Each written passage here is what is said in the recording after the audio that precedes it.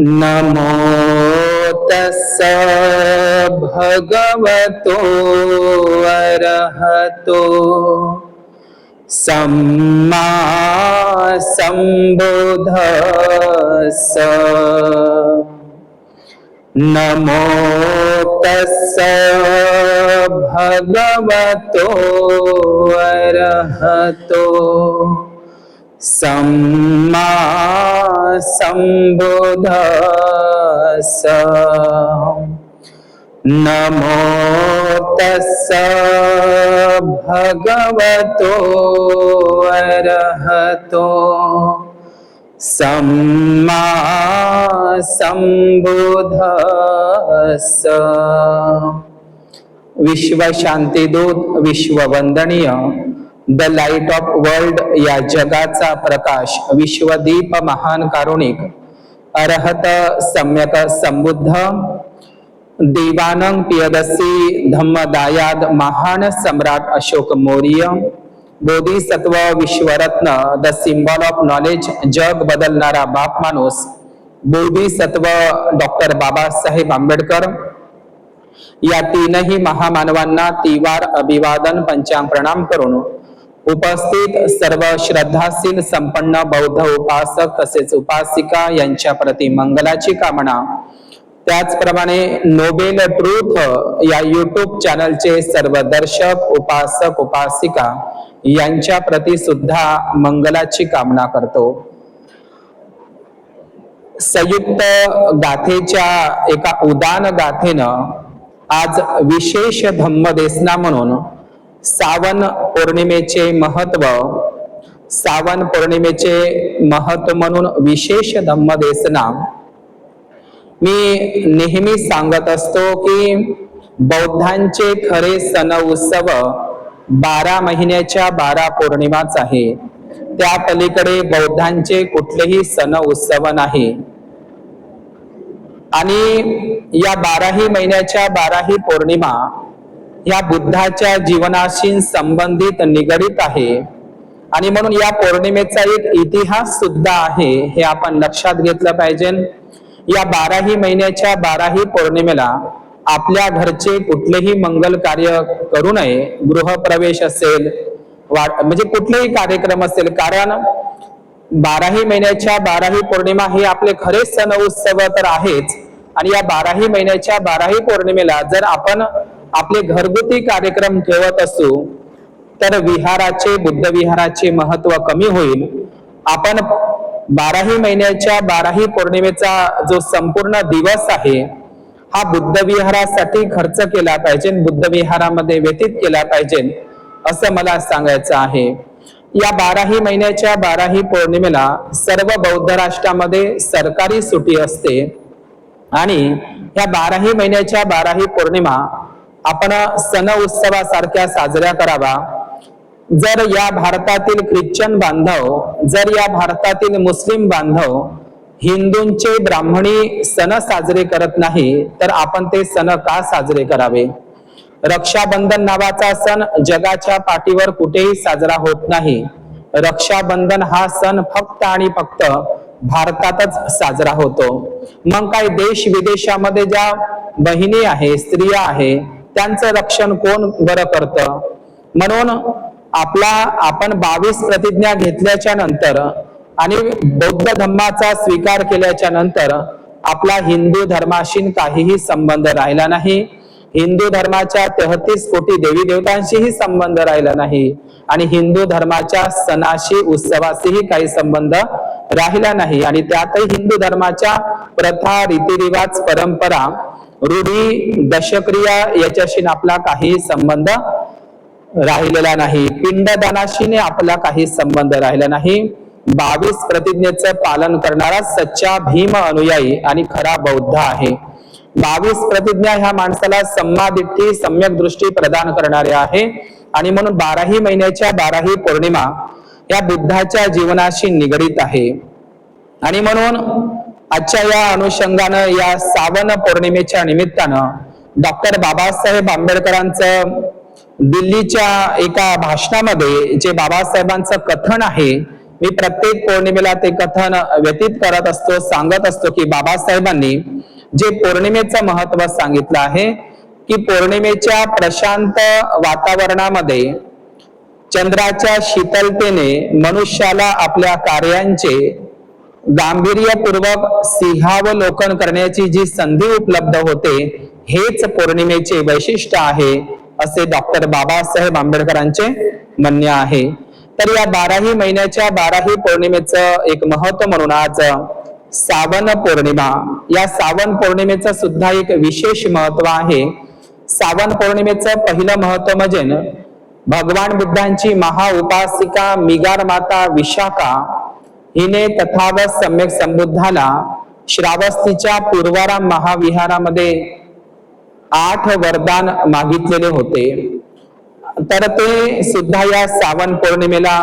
दुसरी गोष्ट, या जी वस्त्रसाटिका वर्षावास जे आहे, तर या वर्षावासामध्ये जी चिवरदानाची परंपरा, जे वस्त्रसाटिका, या पावसाळ्यामध्ये एक वस्त्रसाटिका म्हणजे एक अधिकचं वस्त्र विशाखा मातेनं भिक्खू संघाला ते 8 वरदानामध्ये ते पारित करून घेतलं भगवान बुद्धाने. जे विशाखाने जे 8 वरदान मागितले ते स्वतःकरिता मागितले नाही, तर ते भिक्खूंच्या भिक्खुणींच्या हिता सुखाकरिता मागितले.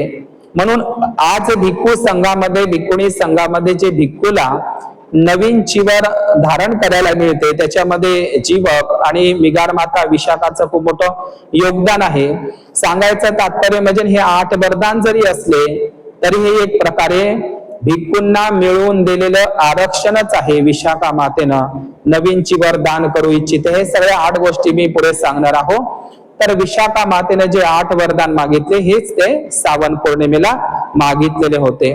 तर त्याच्यामध्ये 8 वरदानामध्ये जे विशाखा मातानं पहिलं वरदान मागितलेलं आहे की जे वस्त्रसाटिका म्हणजे पावसाळ्यामध्ये भिक्खूला अधिकचं वस्त्रसाटिका म्हणा किंवा चिवर म्हणा ते दान करण्याची अनुमती मला हवी, हे भगवान बुद्धाकडे तिने प्रथम वर मागितला.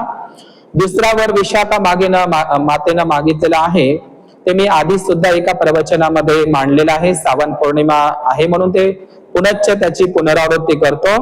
आगंतुक भिक्खू म्हणजे एक अचानक भिक्खू, पाहुणा भिक्खू आपल्या गावात, नगरात या श्रावस्तीला जर आला तर त्याला भोजन भिक्षाटन करतेवेळी भरपूर विलंब होईल आणि भोजनाची वेळ चुकून जाईल. म्हणून विशाखा मातेनं जो बुद्ध विहारामध्ये, गावा नगरामध्ये, श्रावस्तीमध्ये जो काही भिक्खू येईल आगंतुक पाहुण्यासारखा, तर त्याला त्याची भोजनाची जाग्यावर व्यवस्था, बुद्ध विहारात व्यवस्था, असं तिने वरदान मागितलेलं आहे.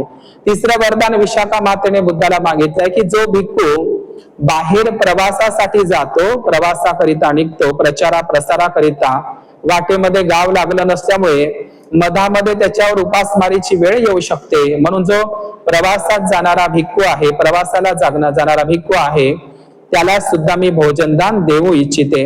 आजही काही आमच्या श्रद्धावान उपासिका, आम्ही रेल्वेने प्रवास केला तर आमच्या सोबत शिदोरी बांधून देत असतात, भंतेजी आपण रेल्वेमध्ये आपला वेळ झाला तर भोजन करावं. आणि तिसरं की जो आजारी भिक्खू आहे, रोगी रुग्ण भिक्खू आहे, बिमार भिक्खू आहे, जो चारिका भिक्षाटनाला जाऊ शकत नाही, तर त्या आजारी भिक्खूला सुद्धा बुद्ध विहारात त्याची व्यवस्था करून त्याला जाग्यावरच भोजन व्यवस्था करू इच्छिते. हे विशाखा मातेचा वरदान आहे, बुद्धाला मागत. आणि जो रोगी आजारी रुग्ण भिक्खू आहे त्याची सेवा करणारा जो दुसरा भिक्खू आहे त्याच्याही भोजनाची, रोगी भिक्खूंची आणि त्या रोगी भिक्खूंची सेवा करणाऱ्या भिक्खूंच्या सुद्धा भोजनाची व्यवस्था आम्ही जाग्यावरच विहारात करील, असं ते वरदानामध्ये आहे. आणि 6वं जे वरदान आहे की जे आजारी भिक्खू आहे किंवा भिक्खुणी आहे, तर त्या आजारी भिक्खू आणि भिक्खुणीला भेषज म्हणजे औषधी दान, अष्टपरिस्कार आणि चतुपरिस्कारामध्ये भेषज दान आहे. भेषज म्हणजे औषधीचं दान सुद्धा देऊ इच्छिते. हे 6वा वरदान विशाखा मातेने बुद्धाला मागितलं आहे. म्हणजे आजारी भिक्खूला भेषज नाथ, भगवान बुद्धाला भेषज गुरु म्हणतात, भैषज नाथ म्हणतात. आजही जे बैद्यनाथ मंदिर आहे, बैद्यनाथ मंदिर हे प्राचीन बुद्ध विहार आहे, हे भैषज्यनाथ आणि वैद्यनाथ हे बुद्धाचंच नाव आहे. भैषज्यनाथ, वैद्यनाथ, लोकनाथ. तर हे या भिक्खूला म्हणजे भिक्खू आणि भिक्खुनीला, आजारी भिक्खूला औषधी दान देऊ इच्छिते. आणि 7वा आहे की भिक्षूला म्हणजे यवागू म्हणजे पातळ खिचडी किंवा खिरीचं दान देऊ इच्छिते. म्हणजे एखादी रोगी भिक्खू असेल तर त्याचा रोग लवकर बरा व्हावा. एखादा रोगी भिक्खू असेल तर त्याचा रोग लवकर बरा व्हावा म्हणून त्याला जे रोग बरा करण्यासाठी एक औषधी समान एक भोजन यवागू सुद्धा देऊ इच्छिते. काही ठिकाणी खिरीचा उल्लेख केलेला आहे. आणि 8वं वरदान विशाखा मागत आहे की जे भिक्खुनीला, कधी कधी ह्या भिक्खुनी नदीवर आंघोळ करायला जातात आणि कुठल्या तरी स्त्रिया त्यांची हसी मजाक करतात. तरुणपणाची वर कशाला घेतलं, म्हातारपणामध्ये घेतलं असतं. त्याच्यामुळे भिक्षुणींची निंदा करतात, उपहास, चेष्टा मस्करी करतात काही स्त्रिया नद्यांवरच्या. म्हणून भिक्खुनीला सुद्धा ते वर्षावासामध्ये ते जे काही वस्त्र असेल ते दान देऊ इच्छिते. म्हणजे सरळ चिवर दान देऊ इच्छिते असं म्हटलं तरी चालेल. तर अशा पद्धतीने हे 8 वरदान विशाखा मातेनं मागितले होते श्रावस्तीच्या पूर्वाराम महाविहारामध्ये. आणि ही विशाखा भगवान बुद्धांची महाउपासिका आहे. आणि या विशाखाला असंच महाउपासिका म्हणत नाही, कारण विशाखा ही 7 वर्षाची असतानाच सोतापन्न झालेली होती. तिच्या आईचं नाव सुमना देवी, वडिलाचं नाव धनंजय सेठ आणि मेंढक श्रेष्ठीची ती कन्या होती. भद्रिय नगरीचा हा परिवार होता. साकेत अयोध्याला आलेला होता. साकेत अयोध्येलाच तिचं लग्न झाले होतं. आणि साकेत अयोध्यावरून विशाखा मातेला ते श्रावस्तीला पुण्यवर्धन मिगार श्रेष्ठीच्या धनवान श्रेष्ठीच्या त्या मुलाला देण्यात आली होती. आणि मिगार श्रेष्ठीचा परिवार, श्रावस्तीचा मिगार श्रेष्ठीचा परिवार हा निगंठनाथ पुत्र म्हणजे जैन धर्माचा अनुयायी होता. आणि जैन धर्मामध्ये तिला देण्यात आलं होतं. या संपूर्ण जैन परिवाराला तिनं बुद्धिस्ट परिवार करून टाकलं. आणि मिगार सेठनं आपल्या विशाखा या सुनबाईला माता म्हणून संबोधलं गेलं. आणि तेव्हापासून महाउपासिका केवळ ही विशाखा राहिली नाही, तर मिगार माता विशाखा म्हणून जगभरामध्ये प्रसिद्ध झाली.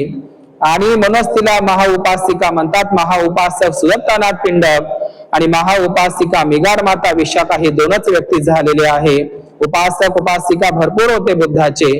आणि म्हणून विशाखा ही 7 वर्षाची असताना सोतापन्न झालेली होती.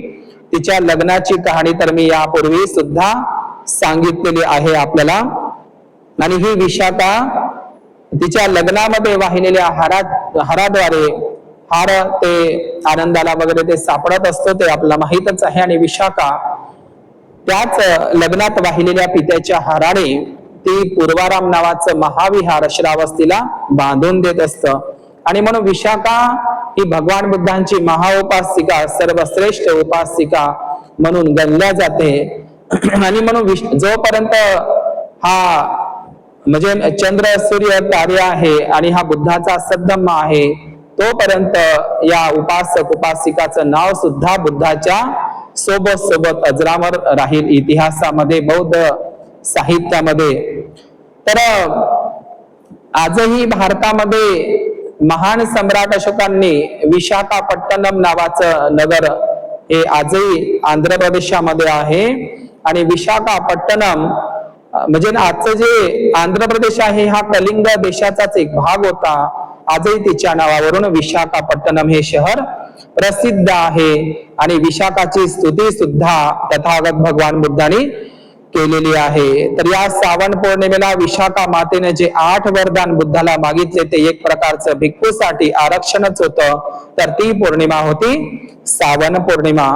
याच श्रावण पौर्णिमेला रक्षण सूत्राचं पठण सुद्धा भगवान बुद्धांनी, ज्याला अखंड परित सूक्त म्हणतात, जे सर्पकुळाच्या 4 जाती त्या संदर्भातल्या सूत्राचं पठण सुद्धा या श्रावण पौर्णिमेला तथागत सम्यक संबुद्धांनी त्या जेतवन श्रावस्तीमध्ये एका भिक्खूला ते खंडपरित्त म्हणून ओळखलं जातं. तर अशा पद्धतीनं त्या सूत्राचा उपदेश सुद्धा श्रावण पौर्णिमेला केलेला होता. तिसरी गोष्ट, तथागत भगवान बुद्धांची 25 वर्षे सेवा केली. एकेकाळचे त्यांचे चुलत भाऊ अमितोदनाचा पुत्र आनंद, ज्याला उपस्थायक आनंद किंवा सुप्तधर आनंद म्हणतात, तर या आनंदाने तथागत बुद्धांची 25 वर्ष प्रामाणिकपणे सेवा केली. तर या सुप्तधर उपस्थायक धम्मसेवक आनंद यांना अरहत पदाची प्राप्ती ज्या पौर्णिमेला झाली, ती पौर्णिमा म्हणजे श्रावण पौर्णिमेलाच आनंद भिक्खू हे अरहत पदाला गेले आणि त्यांना त्या सप्तपर्णी गुफेतल्या पहिल्या धम्म संगीतीमध्ये सहभाग घेण्याचं पुण्य प्राप्त झालं. आनंद भिक्खू ज्या पौर्णिमेला अरहत पद प्राप्त केलं, तर ती पौर्णिमा सुद्धा श्रावण पौर्णिमा होती. या आनंद भिक्खू ज्याने 25 वर्ष सेवा केली, आजही आपण श्रावस्तीच्या जेतवनामध्ये जर गेलं तर आजही त्या ठिकाणी आनंद बोधिवृक्ष आनंद नावाच्या भिक्खूने लावलेला आहे. बुद्धाच्या विनंतीवरून बोध घ्यायचा आनंद बोधिवृक्ष आजही आपण श्रावस्तीला जेतवनामध्ये पाहतो. ज्या माघ पौर्णिमेला तथागत सम्यक संबुद्धांनी महापरिनिर्वाण घोषणा केली, त्याच माघ पौर्णिमेला आनंदाचं महापरिनिर्वाण वैशालीला गंडक नदीच्या त्या बिचोबीच झालेलं होतं आणि म्हणून तथागत भगवान बुद्धांचा शेवटचा वर्षावास आणि शेवटचे प्रवचन म्हणजेच वैशालीचे, आणि त्याच वैशालीला आनंदाचं परिनिर्वाण झालेलं होतं, ज्यांनी 25 वर्ष बुद्धाची प्रामाणिकपणे सेवा केली. आणि या आनंद भिक्खूला 84,000 धम्मस्कंद सुत्त पाठ होते आणि त्यांच्या स्मरणात होते, एवढी त्यांची मेमोरी स्ट्रॉंग होती आनंदाची. म्हणून आनंद हा कुशाग्र बुद्धीचा होता. 84,000 गाथा धम्मस्कंध लक्षात ठेवणं हे साधं काम नव्हतं. आनंदाचं खूप मोठी योजना म्हणजे आनंदाचं खूप मोठं योगदान आहे की आपल्यापर्यंत हा धम्मा आलेला आहे, आपण जे मी कथन करत आहोत.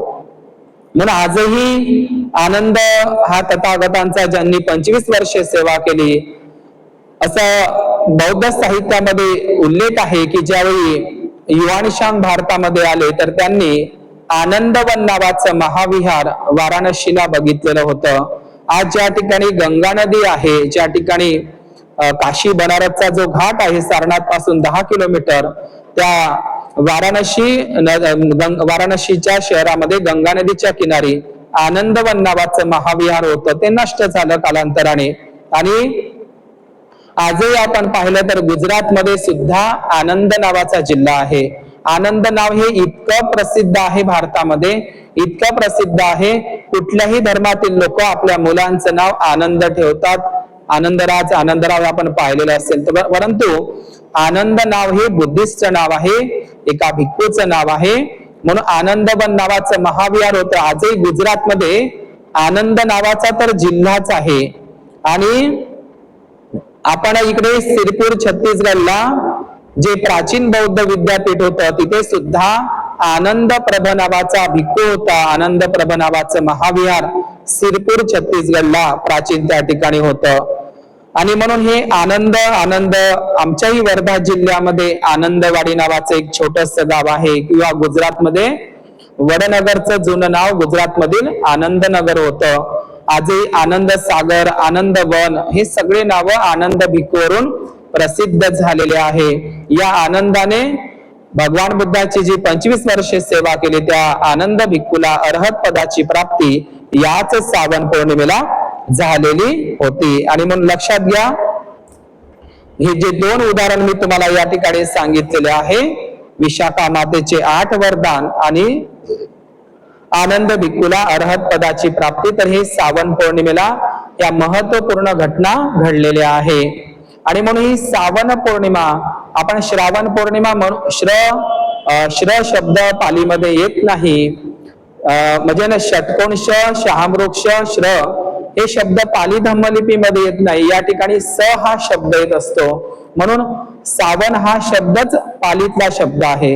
आपल्याला वाटते श्रावण हा शब्द हिंदी आहे, पण नाही, सर्व भाषाची जननी पालीच भाषा आहे. म्हणून श्रावण हा शब्द संस्कृत आहे. श्रावण हा शब्द संस्कृत आहे, पाली शब्द आहे सावन. आपल्याला हिंदी जरी वाटत असेल परंतु तो हिंदी नाही, सावन शब्द मुळातच पाली आहे. म्हणून ही श्रावण पौर्णिमा आहे. जसं आपण महामंगल सूत्रामध्ये म्हणत असतो, कालेन धम्म सवन, श्रवण नाही, कालेन धम्म सवन, सवन करणे म्हणजे श्रवण करणे म्हणजे ऐकणे, एतंग म्हणजे कालेन धम्म साकच्चा, सवन म्हणजे हा सवन करण्याचा, श्रवण करण्याचा, धम्म ऐकण्याचा, अधिकाधिक शिलाचं पालन करण्याचा हा महिना आहे, धम्म सवन करण्याचा हा महिना आहे, म्हणूनही यांना श्रावण पौर्णिमा असं म्हटल्या जात असतं. आणि म्हणून श्रावण पौर्णिमा ही सवन पौर्णिमा, श्रावण पौर्णिमा आहे. जसं आपण म्हणून श्रावण हा शब्द आपण प्रयोजन न करता श्रावण हा शब्द प्रयोजन केला पाहिजे. आपण कधी कधी ऐकत असतो की सावन हा शब्द हिंदी जरी वाटत असेल, जसं आपण सावन भादो किंवा आया सावन झुमके म्हणतो, तर हा सावन हे जे सिनेमांची जी मी तुम्हाला नावं सांगितलं, ऍक्च्युली सावन हा शब्द हिंदीतला नाही तर पाली धम्म लिपी मधला शब्द आहे. आणि म्हणून या सावनला सावंत मासो म्हणतात. बघा, पालीमध्ये सावन म्हणतात आणि आणखी एक शब्द आहे त्याच्यासाठी पाली धम्म लिपीमध्ये सावंत मासो. या श्रावण महिन्याला काय म्हणतात आणखी पालीमध्ये? सावंत मासो. सावंत मासो म्हणून सुद्धा ही श्रावण पौर्णिमा ओळखल्या जाते. आजही आपल्या महाराष्ट्रामध्ये सावंत नावाचं आडनाव सुद्धा आहे. तर अशा पद्धतीने सावंत मासो किंवा श्रावण पौर्णिमा हे प्राचीन बौद्ध धर्मामध्ये या श्रावण पौर्णिमेला सुद्धा महत्व आहे किंवा याला श्रावण मास म्हणून सुद्धा ओळखल्या जातं, श्रावण मास.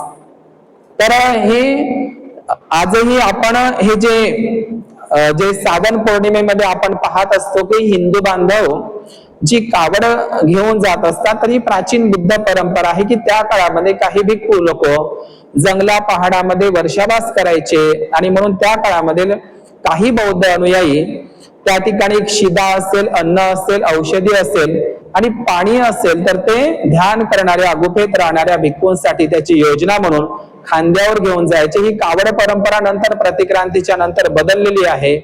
तर ते शिवलिंगवाली कावड यात्रा नाही, तर भिक्खूंना आजही काही वर्षावासामध्ये उपासक उपासिका श्रावण पौर्णिमा आली, अमावस्या आला तर भिक्खूला भोजनदान, पाण्याच्या बॉटल वगैरे दान करून देतात. ते परिवर्तन झालंय, मी ते सांगणार नाही.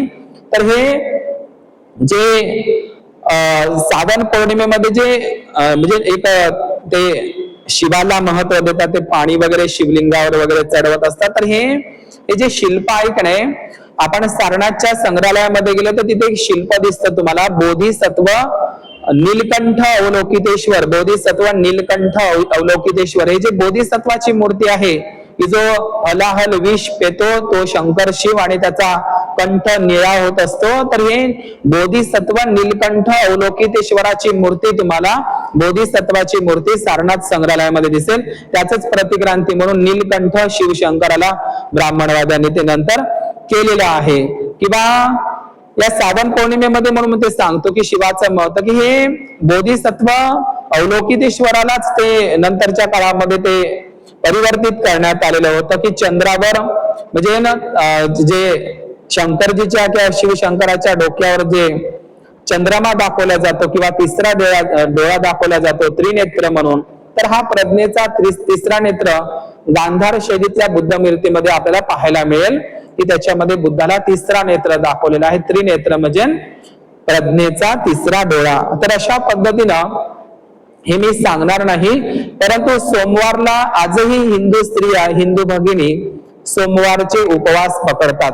कारण ओबीसी बांधव सुद्धा प्राचीन काळातले नागवंशी बौद्ध होते, परंतु ते श्रावण सोमवार पकडतात, श्रावण सोमवाराचा उपवास पकडतात, म्हणजे गोपाल उपोषण पकडतात आणि ते खऱ्या अर्थानं उपोषण विसरून गेले आणि ते श्रावण सोमवार ते पकडायला लागले आणि उपवास धरायला लागले. तर ही परंपरा बुद्धिस्ट परंपरा आहे, परंतु ते प्रतिक्रांतीच्या नंतर त्याला बदलवण्यात आलेलं आहे.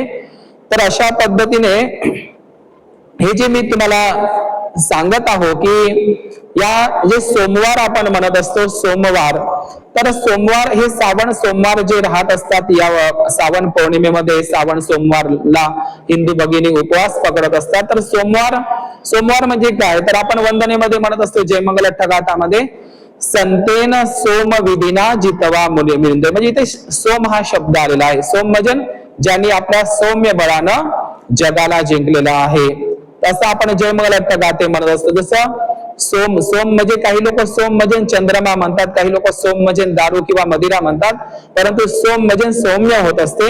आणि म्हणून बुद्धाच्या अनेक नावांपैकी विशेषण म्हणून लोकनाथ पैकी सोमनाथ बुद्ध सुद्धा आहे. आजही ते गुजरात मधलं सोमनाथ महाविहार, त्या विहाराच्या खाली 3 मंजिला बुद्ध विहार प्राप्त झालेला आहे. सोमनाथ हे बुद्धाचंच एक नाव आहे. सोमनाथ बुद्ध महाविहार आहे ते गुजरात मधलं. म्हणजे या भारतामध्ये सोमनाथ महाविहार आणि सोमपुरी विद्यापीठ, म्हणजे सोमपुरी विद्यापीठ सुद्धा होतं जे आता बांगलादेश मध्ये गेलेलं आहे. सोमपुरी विद्यापीठ आणि सोमनाथ महाविहार असे 2 ठिकाणं भारतामध्ये होते.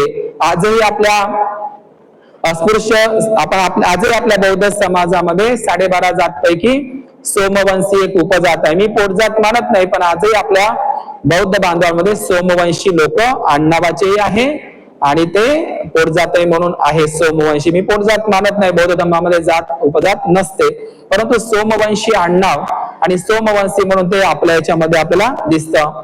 आपण कधी अजंठा लेणीमध्ये गेलं तर तिथं सुत सोम जातक कथा सुद्धा आहे.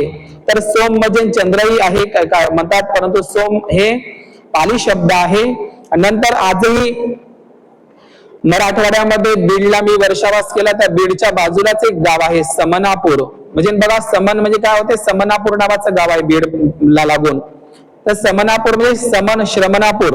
तर अशा पद्धतीने म्हणजे हे जे आजही महाराष्ट्रामध्ये सावनेर नावाचा शब्द आहे, सावन म्हणजे सावनेर आहे नागपूर जिल्ह्यामध्ये. हे सामनेर शब्दाचाच अपभ्रंश आहे. सामनेर शब्दाचाच अपभ्रंश सावनेर आहे आजही नागपुरामध्ये. तिथेही सावनेर हा शब्द येत असताना तिथेही सावन हा शब्द आपल्याला दिसतो.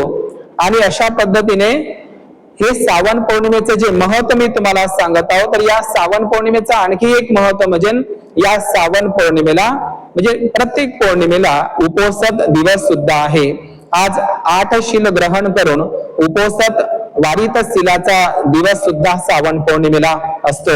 आणि अत्यंत महत्वाची घटनामध्ये म्हणजे अहिंसक अंगुलीमाल यांची प्रवज्जा याच सावन पौर्णिमेला झालेली आहे. उपासक उपासिकांनो, अहिंसक अंगुलीमाल यांची धम्मदीक्षा सुद्धा प्रवज्जा सुद्धा यही भिक्कवे म्हणून याच सावन पौर्णिमेला झालेली आहे.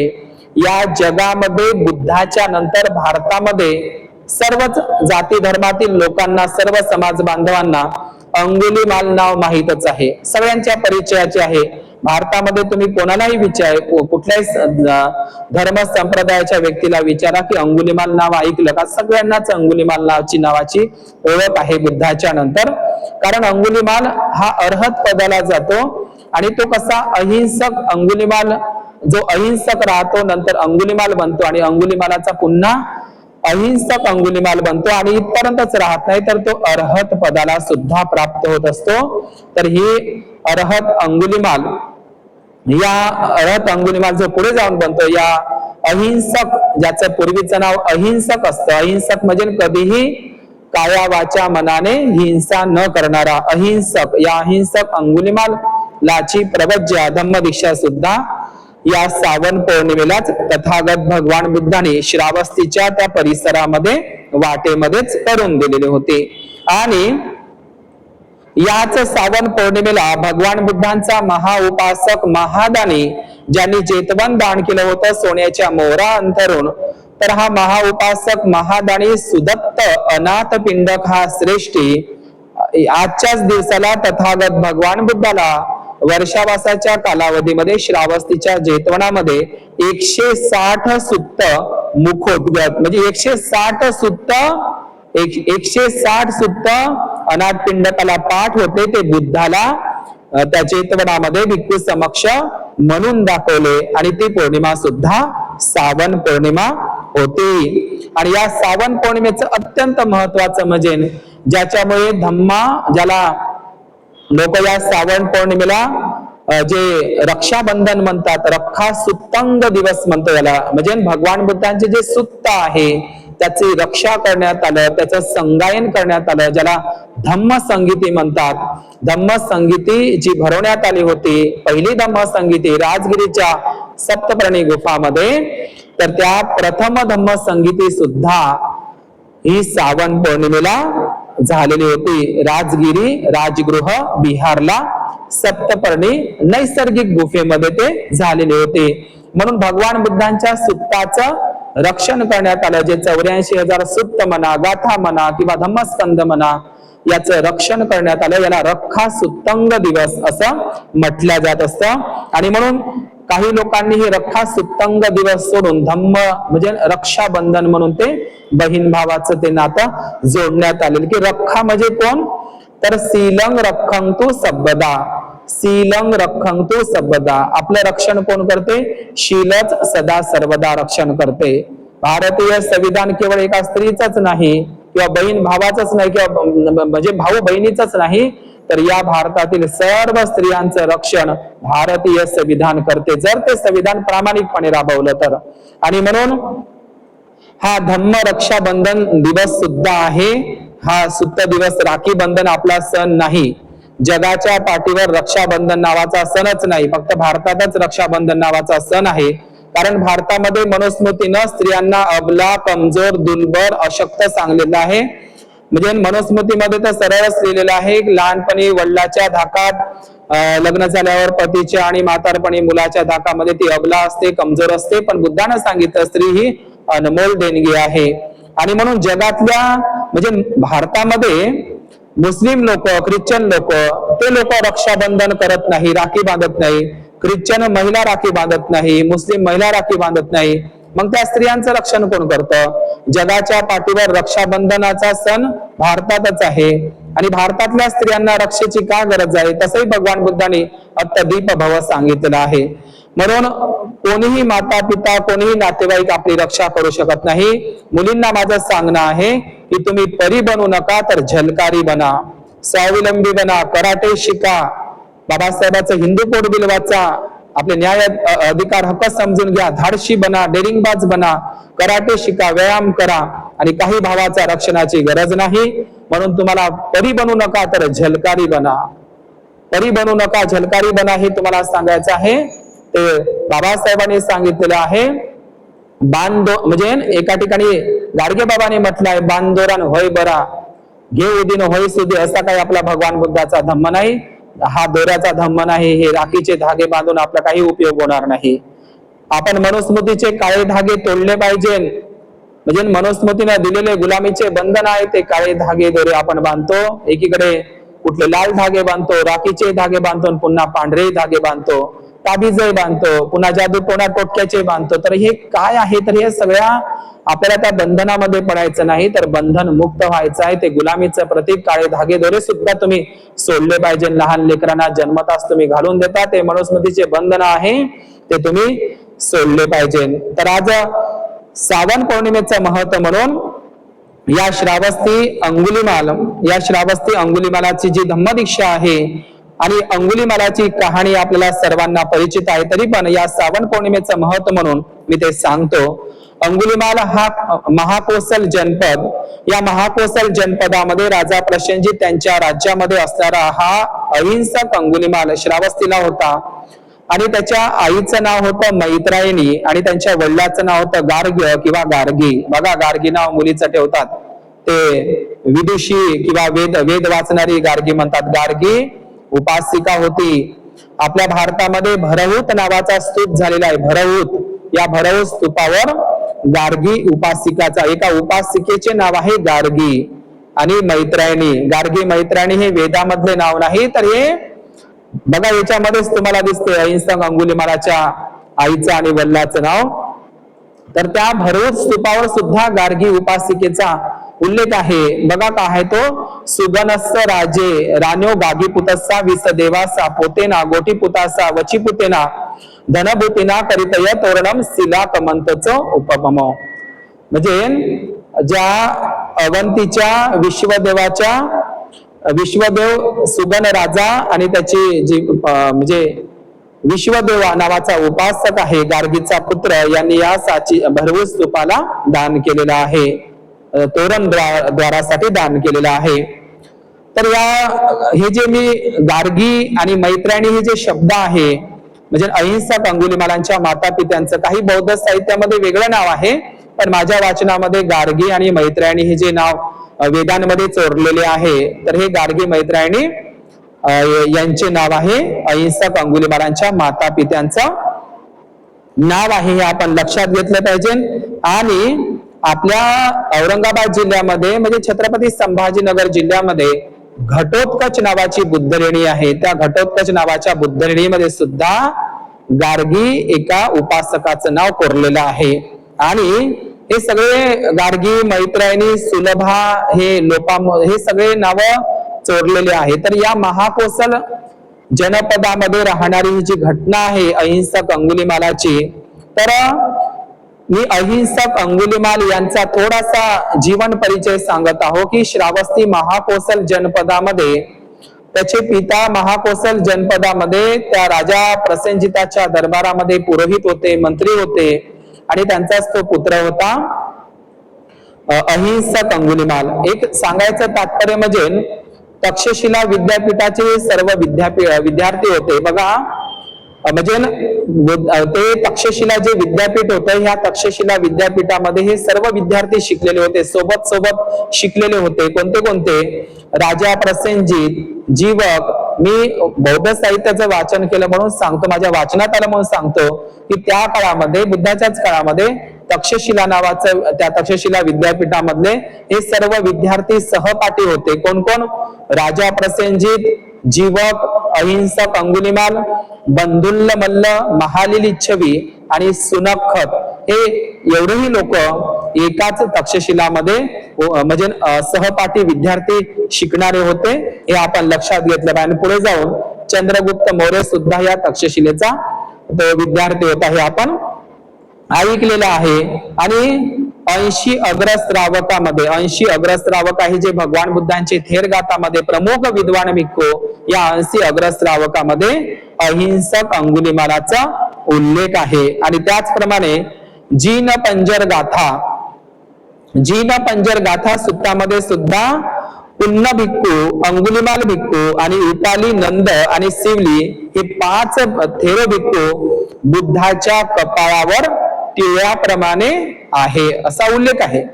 तुम्ही जीन पंजर गाथा सुत्तामध्ये बघा, आपण जे म्हणतो ना, विठो माझा लेकुरवाळा, म्हणजे बंका कडियावरी नामा करांगळी धरी, हे परंपरा जीन पंजर गाथा सुत्तांमधून घेतलेले आहे. म्हणजे पुन्न नावाचा भिक्खू, अंगुलीमाल नावाचा भिक्खू, उपाली नावाचा भिक्खू, नंद नावाचा भिक्खू आणि सिवली नावाचा भिक्खू हे बुद्धाच्या कपाळावर टिळ्याप्रमाणे आहे.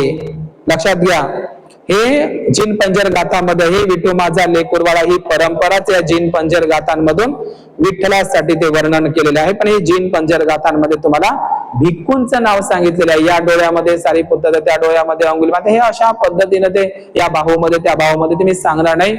व्हिडिओ लांब लचक होण्याची शक्यता होऊ शकते. तर हा व्हिडिओ आपण अर्धा जरी वाचला, कारण अनेक लोक म्हणतात शॉर्टकट काहीच भेटत नाही, या जगामध्ये शॉर्टकट भेटत नाही. भगवान बुद्धाचा धम्म महासागरासारखा आहे आणि विषयाला पूर्ण न्याय भेटला पाहिजे, यासाठी आम्ही ते होऊ शकत नाही. लहान ग्रंथ म्हणजे लहान प्रवचन कसं सांगावं हे समजत नाही. आणि मग पौर्णिमेचं महत्व आपण विस्तारित पद्धतीने समजून घेतलं तर काही फरक पडत नाही. आपण 3 घंटे 2 घंटे सिनेमा मालिका पाहतो टीव्ही मध्ये, मोबाईल मध्ये वेळ जाते. आपण चांगला धम्म श्रवण करण्यासाठी आपण वेळ काढला पाहिजे. उपासक उपासिकांनो, त्यांना आपलं मंगल होणार आहे. ते फालतू टीव्ही आणि गाणी ऐकल्यानं आपलं मंगल होणार नाही, आपण लक्षात घेतलं पाहिजे. आजही या अहिंसक अंगुलीमालाच्या संदर्भात जे जयमंगल अठ्ठगाथ्यामध्ये म्हणतो आपण, उकीत खग्गमती हत्त सुधारून अंतर धावंती योजन पथ अंगुलीमाल वंत इदिवी संकत मनोजितवा मुनिंदो तंते जसा भवतु ते जयमंगलाने. तर या अंगुलीमालाचा इतका उल्लेख आहे की श्रीलंकेमध्ये म्हणजे अहिंसक अंगुलीमाल, अरहत अंगुलीमाल भिक्खूंच्या अस्थिवर श्रीलंकेमध्ये आजही महास्तूप आहे. अंगुलीमालाच्या अस्थीचा महास्तूप श्रीलंकेमध्ये आहे. अंगुलीमालाचा आपण पाहत असतो की 1000 श्रीलंकेमध्ये 1000 अवशेष सुरक्षित आहे श्रीलंकेमध्ये. आणि त्या दुसरी गोष्ट, अंगुलीमालाची सत्यक्रिया तर आपल्याला माहीतच आहे. आपण जे गर्भधम्म मंगल संस्कार घेत असतो, तर अंगुलीमालाच्या सुत्ताचं एक विशेष बौद्ध धर्मामध्ये एक महत्व आहे. तर मी प्रवज्यापासून म्हणजे अंगुलिमालाची सत्यक्रिया म्हणून काय सांगितलं जातं अंगुलिमाल सूत्रामध्ये, की अहिंसक अंगुलिमाल असा म्हणतो की मी जेव्हापासून बुद्धाकडून प्रवज्या धारण केलेली आहे तर तेव्हापासून मी कुठल्याही प्राण्यांची हिंसा केलेली नाही किंवा काया वाचा मनाने हिंसा केलेली नाही. तर ती सत्यक्रियेच्या आधारावर तुझं मंगल अशा पद्धतीचं ते अंगुलिमाल सूत्रामध्ये आहे. आणि आपण पाहिलं असेल की अंगुलिमाल बुद्धाच्या नंतर इतकं महत्वपूर्ण पात्र आहे आपल्या भारतामध्ये. अंगुलिमाल कोणालाही नाव माहित आहे भारतामध्ये.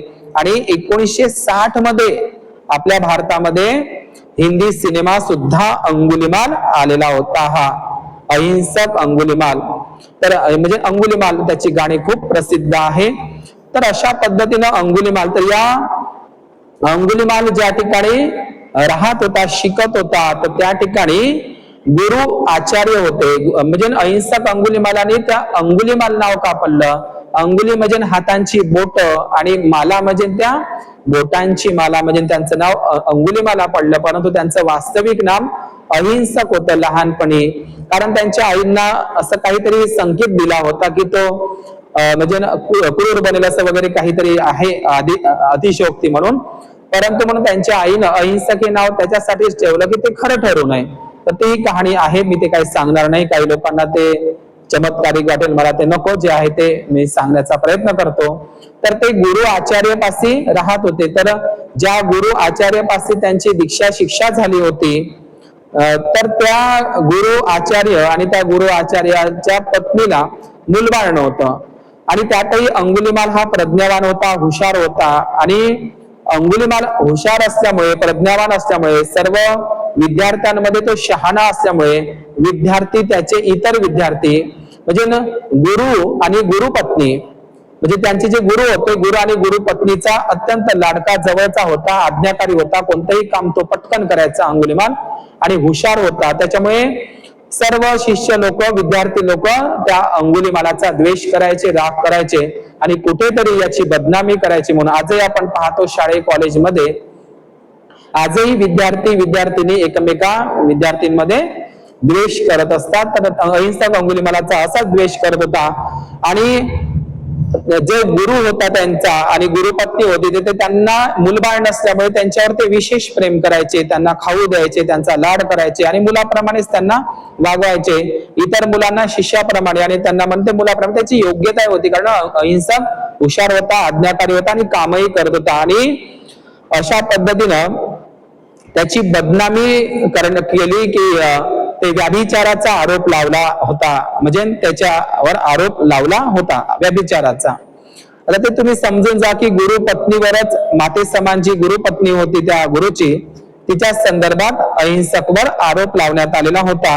आणि गुरूंचा विश्वास होता. पण गुरूंचा विश्वास, एक गोष्ट 10 वेळा जर सांगितली खोटी असलेली आणि खरी आहे म्हणून सांगितली खोटी गोष्ट, तर ती माणसाला खरी वाटू लागते. आणि मग त्यांच्या गुरुला ती गोष्ट खरी वाटू लागली. आणि त्यावेळी मात्र गुरुनं त्याला स्वतःच्या हाताने शिक्षा दिली नाही, तर त्याला गुरुदक्षिणा म्हणून तो 1000 लोकांचे बोट कापून आण, म्हणजे 1000 लोकांचा तो जीव घ्यायचा आहे, परंतु त्याचे 5च्या 5ही बोट तुला कापून आणायचे नाही हाताचे, तर एक अंगुली, एक बोट तुला कापून आणायचं आहे. आणि त्याची माळा तुला 1000 लोकांचा जेव्हा एक एक बोट, म्हणजे 1000 माणसं आणि त्या 1000 माणसाचं एक एक बोट आणि त्याची माला तुला घेऊन यायची आहे, ती माझी गुरुदक्षिणा असेल. गुरुनं स्वतः अहिंसकला शिक्षा नाही दिली, तर अंगुलिमालाला हे एक म्हणजे हे दिलं अहिंसकला की हा कोणाच्या तरी हातानं मारल्या जाईल. मी स्वतः काही ते पाप करणार नाही मारण्याचं किंवा सजा देण्याचं. हा जर कोणाची तरी बोट कापायला जाईल तरी हा कोणाच्या तरी हातानं मारला जाईल आणि ती त्याची शिक्षा असेल असं ते गुरुला वाटलं. आणि म्हणून तो हा अहिंसक अंगुलिमाल श्रावस्तीमध्ये, आजही तुम्ही गेले श्रावस्तीला तर जाली नावाचं एक जंगल आहे, त्या ठिकाणी त्यानं आपला ठिकाणा केला होता. काही लोक अंगुलिमालाला दरोडेखोर म्हणतात, चोर म्हणतात. हे शब्द आपण अहिंसक साठी वापरू नये. दरोडेखोर कोण असतो? जो दरोडा टाकतो, सोनं नाणं पैसा आदना धन संपत्ती लुटतो, त्याला दरोडेखोर म्हणतात. चोरही म्हणतो. एक गोष्ट प्राकर्षाने उपासक उपासिकांनी लक्षात दिली, आपले अनेक प्रवक्ते आणि भिक्खू भिक्खुणी सुद्धा म्हणतात तो दरोडेखोर होता, तो डाकू होता, चोर होता. तो काही डाकूही नव्हता, चोरही नव्हता आणि दरोडेखोरही नव्हता. त्याला फसवण्यात आलेलं होतं आणि तो गुरुदक्षिणा म्हणून कर्तव्याचं पालन करत होता. पण ते चुकीचं कर्तव्य होतं, पण तो दरोडेखोर नव्हता. दरोडेखोर हा शब्द वापरणं चुकीचं आहे. दरोडा कोण असतो? ज्याला म्हणजे अंगुलीमाल फक्त बोट कापायचा, पण ज्या स्त्रियांच्या अंगावर सोनं नाणं आहे, रस्त्यावरती काही सोनं लुटत नव्हता, दागदागिन्याला हात लावत नव्हता, मग तो चोर कसा काय होईल? दरोडा कसा काय होईल? धनसंपत्ती लुटत नव्हता, त्याला फक्त एका बोटाची गरज होती. म्हणून दरोडेखोर डाकू असं म्हणणं हे चुकीचं आहे. आपण त्यांचं एक ते गुरुदक्षिणा म्हणून ते पूर्ण करत होते आणि ते कर्तव्याचं पालन करत होते त्यांच्या नियमानुसार. आणि म्हणून अंगुलीमाल जेव्हा तो माला घालत होता, त्याची फसवणूक ते झालं होतं गुरुदक्षिणा म्हणून. तर अंगुलीमाल, कल्पना करा, अंगुलीमाल जेव्हा असं म्हणतात की कुत्र्याचं मांस म्हणजे कुत्र्या जर मरण पावला तर कुत्र्याच्या मांसाचा वास इतका दुर्गंध येतो, परंतु लक्षात घ्या कुत्र्यापेक्षाही मनुष्याच्या शरीराचा इतका दुर्गंध आहे. कायोजी गुच्छ सकलो दुगंधो. तुम्ही कल्पना करा, ही जो अहिंसक अंगुलीमाल मेलेल्या माणसाची बोटाची माळा घालत आहे, त्याला किती दुर्गंध येत असेल, किती वास चालत असेल त्याच्या गळ्यापाशी. म्हणजे ते माळा घेऊन तो झोपायचा, म्हणजे कसं चित्र तुम्ही डोळ्यासमोर आणा, किती दुर्गंध त्या अंगुलीचा. ते सडलेली बोट सडलेलीच असेल, काही दिवसांना लवकर सडतात, किती दुर्गंध सुटला असेल. तर त्याला या कायेच्या संदर्भात अनित्याचा बोधही झाला होता की ही काया किती दुर्गंधीचं घर आहे, सडणारी आहे, कुजणारी आहे, दुर्गंधयुक्त आहे. त्याचा अनित्य बोधही आधीच झालेला होता आणि म्हणून तो लवकर अर्हत पदाला झालेला होता. आणि म्हणून सर्व श्रावस्तीमध्ये सर्व लोक दहशतीमध्ये होते, भीतीमध्ये होते, भयामध्ये होते.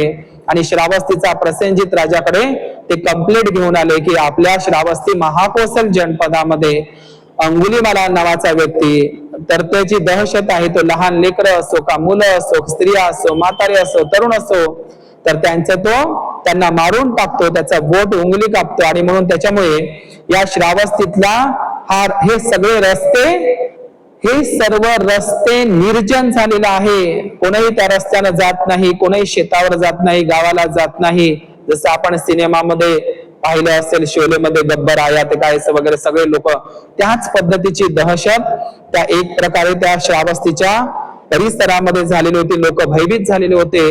अनेक स्त्रियांचे पती मरण पावलेले होते, अनेक स्त्रिया मृत्युमुखी झालेल्या होत्या आणि सर्व भीतीचं, भयाचं वातावरण होतं, दहशतीचं वातावरण होतं संपूर्ण श्रावस्ती महाकोसल जनपदामध्ये. आणि म्हणून एकदा राजा प्रसेनजिताचे जेवढे काही सैनिक जायचे, तर ते सर्व सैनिक सुद्धा मारले जायचे. जेव्हा राजा प्रसेनजित सैनिकांना पाठवायचे की जा त्या अंगुलीमालाला पकडून घेऊन या, तर त्या सैनिकांना सुद्धा तो खतम करायचा आणि त्यांचे सुद्धा तो बोट आपल्या मालेमध्ये घालायचे. तर एक गोष्ट प्रकर्षाने लक्षात घ्या की त्या अंगुलीमालाच्या भीतीमुळे राजा प्रसेनजिताचे सैनिक अंगुलीमालाच्या भीतीमुळे, कारण अंगुलीमालाला पकडण्यासाठी सैनिकांना पाठवत होते राजा प्रसेनजित, आणि त्यांच्या भीतीमुळे राजा प्रसेनजिताचे राज सैनिक मारले जात होते. आणि मग त्यांच्या भीतीमुळे राजा प्रसेनजिताचे जे सैनिक आहे ते भीतीपोटी अहिंसक अंगुलीमालाच्या हातून मरण्यापेक्षा आपण भगवान बुद्धाकडे जेतवनात जावं आणि प्रवज्या चिवर घ्यावं, भिक्खू व्हावं म्हणून ते चिवर घेण्यासाठी बुद्धाकडे येत होते. तर बुद्धाने त्यांना चिवर नाकारलं, कारण राज्याचे रक्षण करणं. इथं आपण लक्षात घेतलं पाहिजे की बुद्धाची अहिंसा ही मध्यम मार्गी होती. राज्याचं आणि राजाच्या म्हणजे आज्ञेचं पालन केलं पाहिजे, म्हणून भगवान बुद्धांनी राजा प्रसेनजिताच्या राज सैनिकांना प्रवज्या दिलेली नव्हती. काही भिक्खू प्रवचित झाले होते आणि राजा प्रसेनजित बुद्धाकडे आला की तुम्ही, अशा पद्धतीची एक घटना आहे.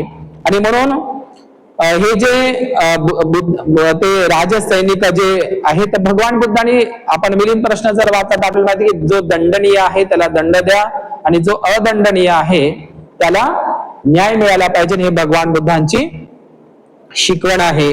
आणि म्हणून या ठिकाणी एकदा राजा प्रसेनजित सुद्धा हे अशीच घटना, आणि भगवान बुद्धांच्या कानावर सुद्धा, कारण भगवान बुद्धांचे म्हणजे 25 वर्षावास श्रावस्तीच्या जेतवनामध्ये घडलेले होते आणि अंगुलिमाल सुद्धा श्रावस्ती परिसरामधलाच होता आणि त्याच्यामुळे 25 वर्षावासातल्या एका वर्षावासामध्ये भगवान बुद्धांच्या कानावर सुद्धा ती घटना पडलेली होती।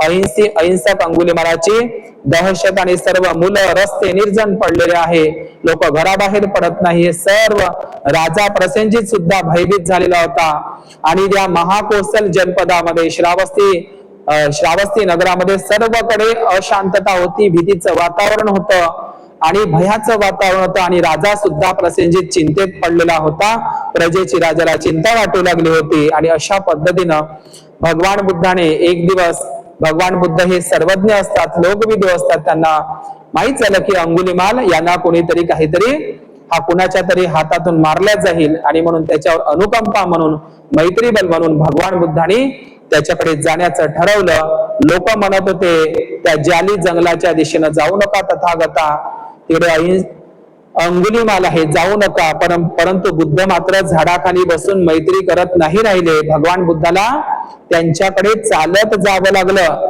जर भगवान बुद्ध एखाद्या झाडाखाली बसले असते आणि अंगुलिमालावर मैत्रीच केली असती दुरून तर त्याचं परिवर्तन झालं नसतं, परंतु भगवान बुद्धाला लोक म्हणत होते त्या वाटेनं दिशेनं जाऊ नका, परंतु भगवान बुद्ध मात्र लोकांचं ऐकलं नाही, कारण अहिंसक अंगुलिमालाचा पुण्य फळा आलेलं होतं आणि मग बुद्ध ज्या दिशेनं निघाले, लोक अडवत होते परंतु बुद्ध त्या ठिकाणी त्या दिशेनं निघाले आणि निघाल्याच्या नंतर त्या ठिकाणी लक्षात घ्या, अहिंसक अंगुलिमालाच्या दिशेनं बुद्ध निघाल्याच्या नंतर अहिंसक अंगुलिमाल आणि बुद्धाची ते चकमक झाली। बुद्ध पुढे आणि बुद्ध आरामात, म्हणजे गजराजाप्रमाणे जे नरसिंह गाथामध्ये सांगितलंय नरनागो, भगवान बुद्धांची चाल ही कशी असते, भगवान बुद्धांची चाल ही नरनागो, नरनागो म्हणजे हत्ती जसा चालतो, हत्तीच्या गजराजासारखी, हत्तीसारखी त्यांची चाल असते, नरसिंह गाथांमध्ये उल्लेख आहे।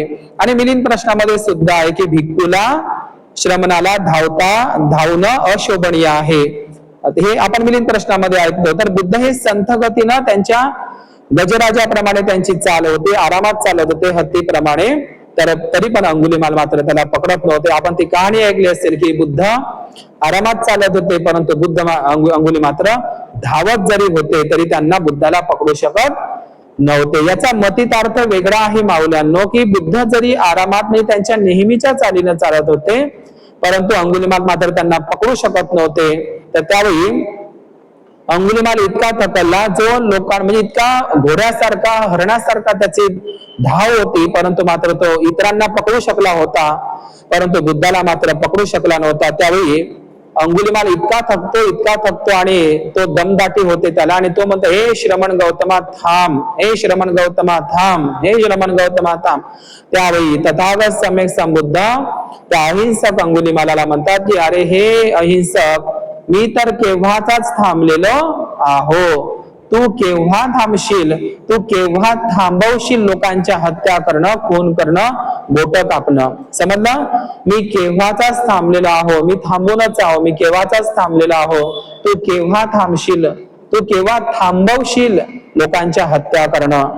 आणि अंगुलिमालाला पश्चाताप होतो आणि ती आपल्या गळ्यातली जी माळ आहे, जी सडलेली माळ आहे, ती माळ एका खाईमध्ये फेकून देतो आणि बुद्धाचा ते तलवार फेकून देतो।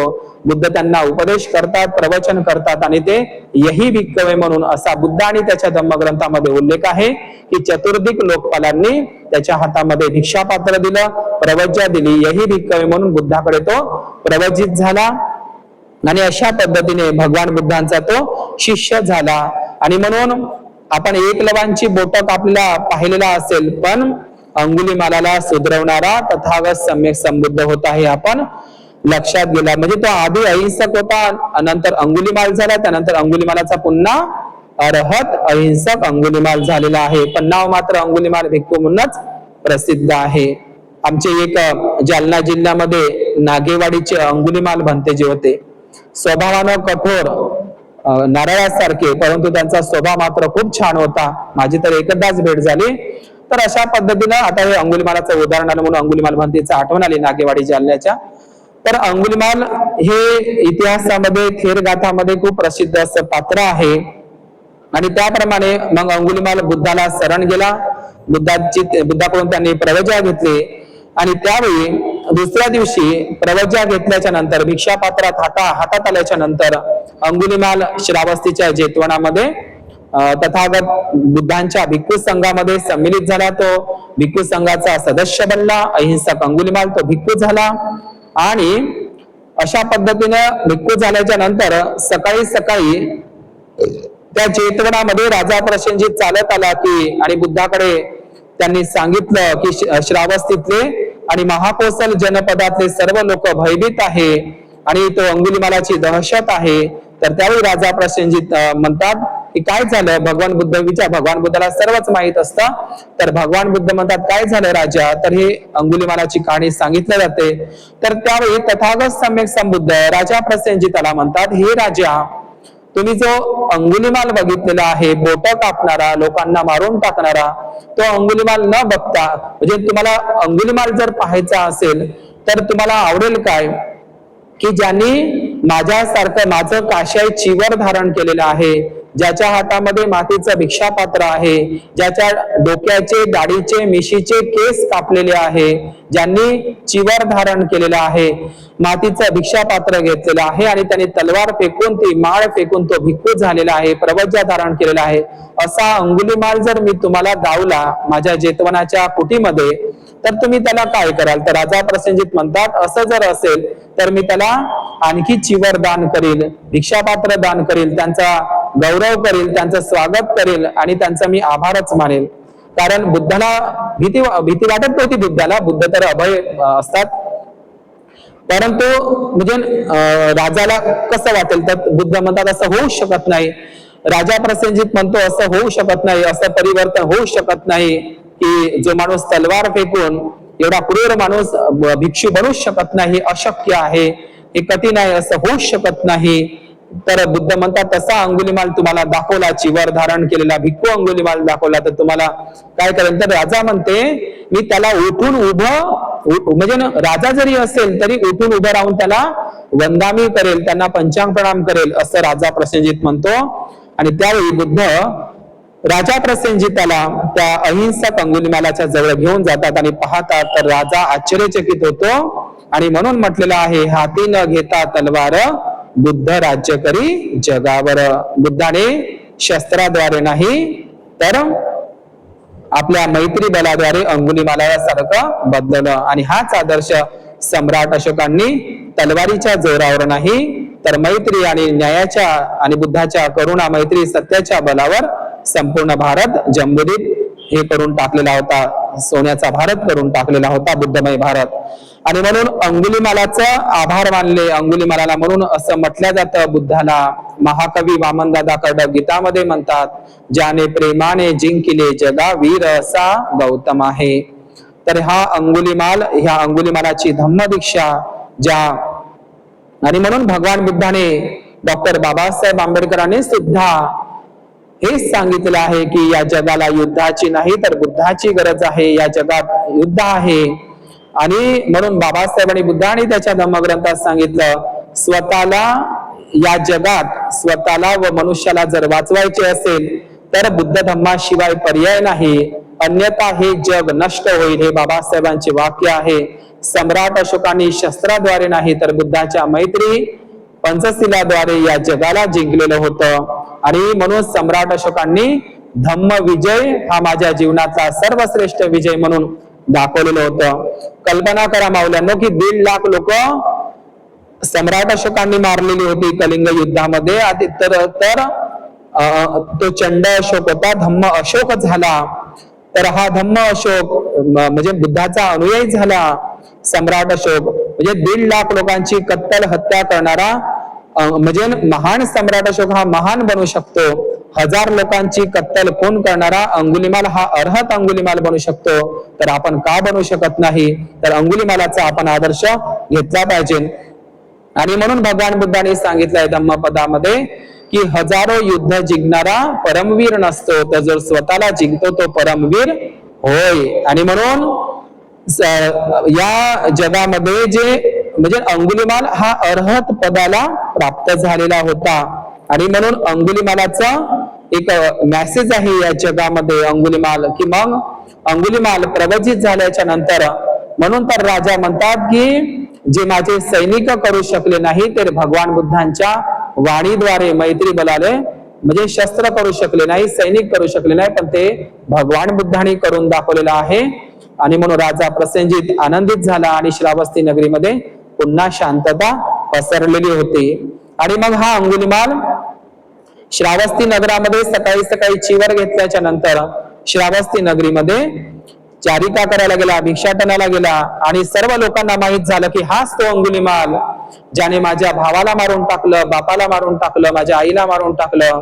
तर सगळे लोक, श्रावस्तीचे लोक त्याला दगड मारू लागली. त्याचं टक्कल फुटलेलं होतं, त्यांचं मातीचं भिक्षापात्र फुटलेलं होतं, भिक्षापात्रामध्ये रक्त जमा झालं होतं, त्यांचं संपूर्ण चिवर रक्तानं लाल झालं होतं, डोकं फुटलं होतं, तो जखमी झाला होता, रक्तबंबाळ झाला होता, रक्ताने चिवर भिजलेलं होतं. तरी अंगुलीमाल प्रतिक्रिया करत नव्हता आणि भगवान बुद्धाकडे आला अहिंसक अंगुलीमाल. आणि भगवान बुद्ध म्हणतात, भगवान बुद्धाला म्हणतो की तथागता, मी श्रावस्तीला भिक्षाटन मागायला गेलं तर लोकांनी मला भिक्षा तर दिलीच नाही, परंतु मला दगडांनी मारलं, रक्तबंबाळ केलं, मला माझं भिक्षापात्र फुटलं, माझं चिवर लाले लाल झालं. तर भगवान बुद्ध त्याला म्हणतात, हे अंगुलीमाल सहन कर, सहन कर, सहन कर, सहन कर.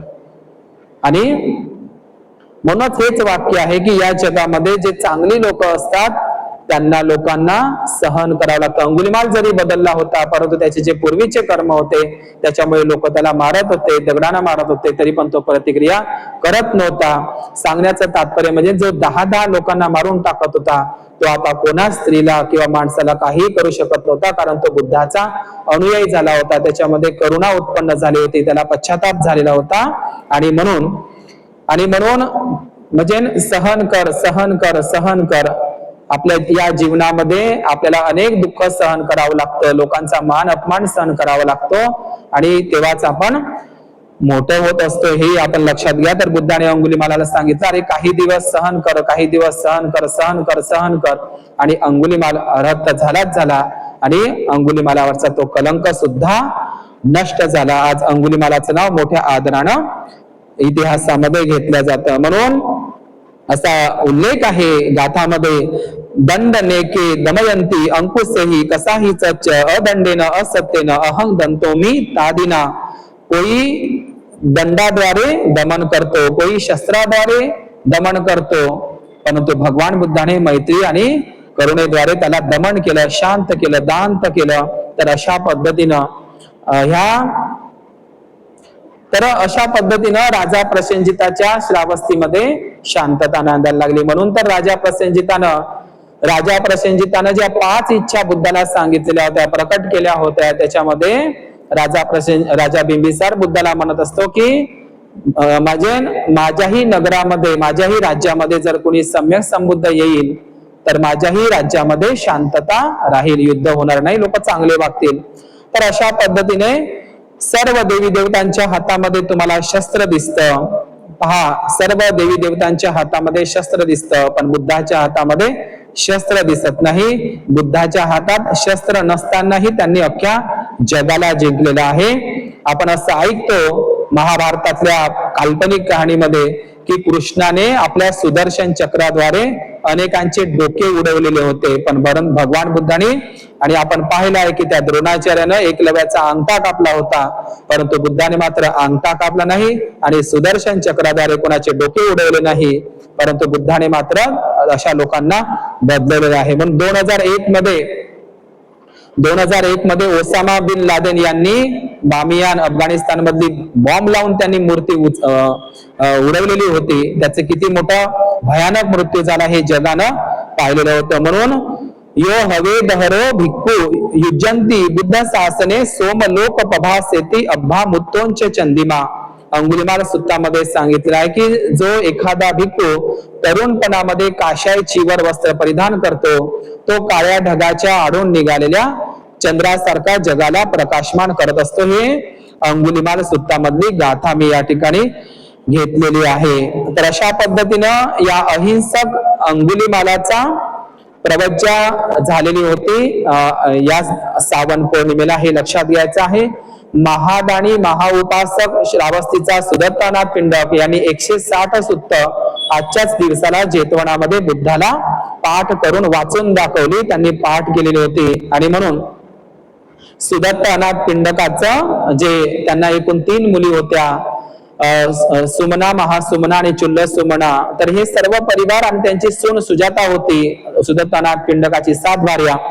तर हे सुदत्तानाथ पिंडक भगवान बुद्धांचा महाउपासक होता की ज्यांनी सोन्याच्या मोहरा अंतरून जेतवन बुद्धाला दान केलेलं होतं. आणि अनाथ पिंडकाचं शिल्प तुम्हाला भरऊच्या स्तूपावर दिसते. भरऊच्या स्तूपावर अनाथ पिंडक सोन्याच्या मोहरा अंतरत आहे आणि बुद्धाला ते जेतवन दान करत आहे. जेत राजकुमाराकडून वर्षावासासाठी आमंत्रित करतो, राजगृहामध्ये जातो बहिणीच्या घरी राजगिरीला आणि बुद्धाला तिथूनच आमंत्रित करतो श्रावस्तीला वर्षावासासाठी.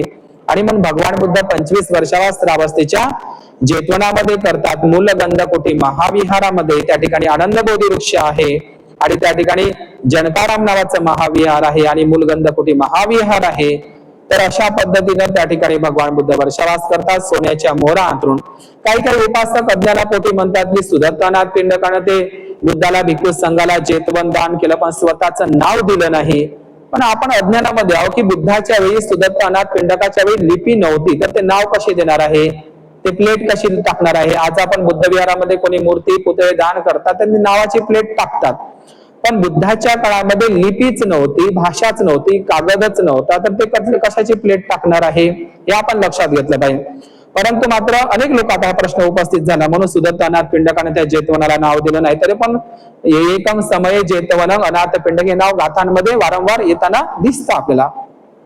परंतु नंतरच्या काळामध्ये बघितलं आपण की अजंठा, वेरूळ, कार्ले भाजे, बेडसेच्या बुद्ध लेण्यांमध्ये आपल्याला बौद्ध भिक्खूंनी दान दिलेल्याचे किंवा सांचीच्या स्तूपावर सुद्धा बौद्ध भिक्खूंचे उपासक उपासिकांचे दानदात्यांचे नाव आपल्याला पाली भाषेमध्ये दिसतात. नाव टाकल्यानं काही कोणाचं कमीपणा होत नाही, तो इतिहास राहत असतो. परंतु सुदत्तानाथ पिंडकानं ते दान केलं, नाव दिलं नाही, तर ही गोष्ट चुकीची आहे. कारण बुद्धाच्या काळामध्ये लिपी नव्हतीच, कागदच नव्हता, त्याच्यामुळे ते नावाचा प्रश्न येऊ शकत नाही. आणि म्हणून 160 सुत्त एकट्या सुदत्त अनाथ पिंडकांना पाठ होते, हे आपण लक्षात घेतली पाहिजे. 160 सुत्त. आणि आनंद भंतेजीला तर 84,000 धम्मस्कंद पाठ होते. एवढी त्यांची मेमोरी, म्हणजे कॉम्प्युटरचा दिमाग होता. म्हणजे 84,000 धम्मस्कंद त्यांच्या कंठस्थ होते, पाठ होते, मेमोरी मध्ये फिटिंग होते आनंद भंतेजींच्या.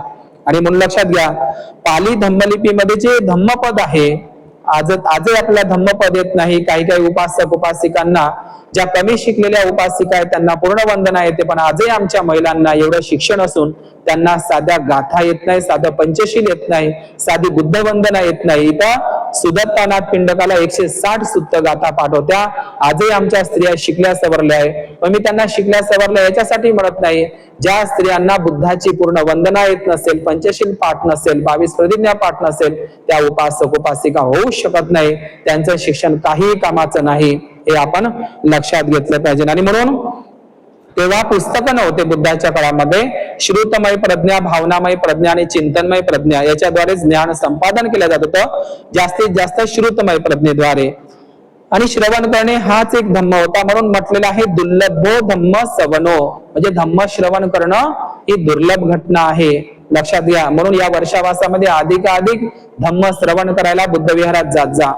सुप्रबुद्ध कुष्ठरोगांचं धम्मश्रवण तुम्ही पाहिलं असेल. बुद्ध आणि त्याच्या धम्मग्रंथामध्ये त्याला एवढा आजार होता, कुष्ठरोग झालेला होता, जखमा होत्या, तरी पण तो भगवान बुद्धाचं प्रवचन मन लावून ऐकत होता. कुष्ठरोगी सुप्रबुद्ध.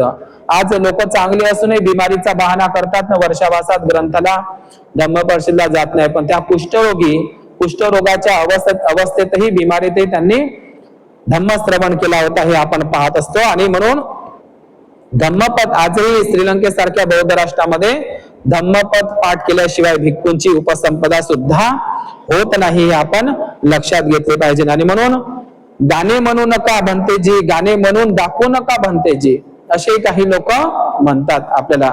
म्हणजे गाणे म्हणू नका भंतेजी, गाणे म्हणून दाखवू नका भंतेजी असं आपण म्हणतो. काही काही भिक्खूंना, काही भिक्खू लोक गाणे म्हणतात, परंतु ते बुद्धाच्या तत्वज्ञानावर आधारित असेल तर ठीक आहे, पण भिक्खूंनी एकदम काही गाण्यामध्येही पडू नये. परंतु आपले उपासक मात्र एवढंही आहे की रात्रभर कवाली असेल, भीमगीत असेल तर रात्रभर जागरण करतात. कवालीमध्ये, भीमगीत मध्ये रात्रभर जागरण करतात. लक्षात घ्या, हळदीचा कार्यक्रम असेल तिथे रात्रभर जागरण करतात, पण महापरित्राण पाठाला महत्व देत नाही. महापरित्राण पाठामध्ये आपण रात्रभर जागरण केलं पाहिजे, उपवास धारण केलं पाहिजे. म्हणून भगवान बुद्धाने सांगितलंय सब रस धम्म रस जिनाती, सर्व रसांमध्ये श्रेष्ठ रस धम्मरस आहे आणि सर्व दानांमध्ये धम्मदान सर्वश्रेष्ठ आहे. सब दान धम्मदान जिनाती. म्हणून सम्राट अशोक राजांना, म्हणजे एवढंच नाही, मी सम्राट अशोकाची सुद्धा गोष्ट सांगतो की सम्राट अशोक राजांना सुद्धा सुत्त पाठ होते. आजही त्या राजस्थान विराटनगर मध्ये सम्राट अशोकांनी पाली धम्मलिपीमध्ये लिहिलेले 7 सुत्तांचा उल्लेख आहे. सम्राट अशोकांना भगवान बुद्धांचे सुत्त पाठ होते, त्याचे सुत्त शिलालेखांवर कोरलेले आहे. विराटनगरच्या त्या राजस्थान मध्ये आहे, विराटनगरला राहुलवाद सुत्त, मुनी सुत्त, उपतिस्स सुत्त, एकूण 7 सुत्तांचा उल्लेख विराटनगर राजस्थानच्या शिलालेखामध्ये. म्हणजे सम्राट अशोकांना सुद्धा भगवंताचे सुत्त पाठ होते, जसे अंगुलीमालाला आणि आनंद भिक्खूला होते. आणि म्हणून धम्म उपदेश करण्यामध्ये भगवान बुद्धांच्या कालखंडामध्ये भगवान बुद्धांचे अग्र उपासक होते चित्त गृहपती. या चित्त गृहपती उपासकाला, गृहस्थीला म्हणजे धम्म उपदेश करण्यामध्ये भगवान बुद्धांनी वर्णन केलेलं आहे की माझ्या संपूर्ण उपासक संघामध्ये धम्म उपदेश करण्यामध्ये चित्त गृहपती अग्र आहे, उपासकांमध्ये अग्र आहे धम्म प्रवचन करण्यामध्ये. कधी कधी तर भगवान बुद्ध सांगायचे की भिक्खूंनो, कधी कधी काही गोष्टी शिकण्यासाठी चित्त गृहपती नावाच्या गृहस्थाकडे, उपासकाकडे आपण निरसन करण्यासाठी गेलं पाहिजे, हे मी उल्लेखामध्ये सांगतो.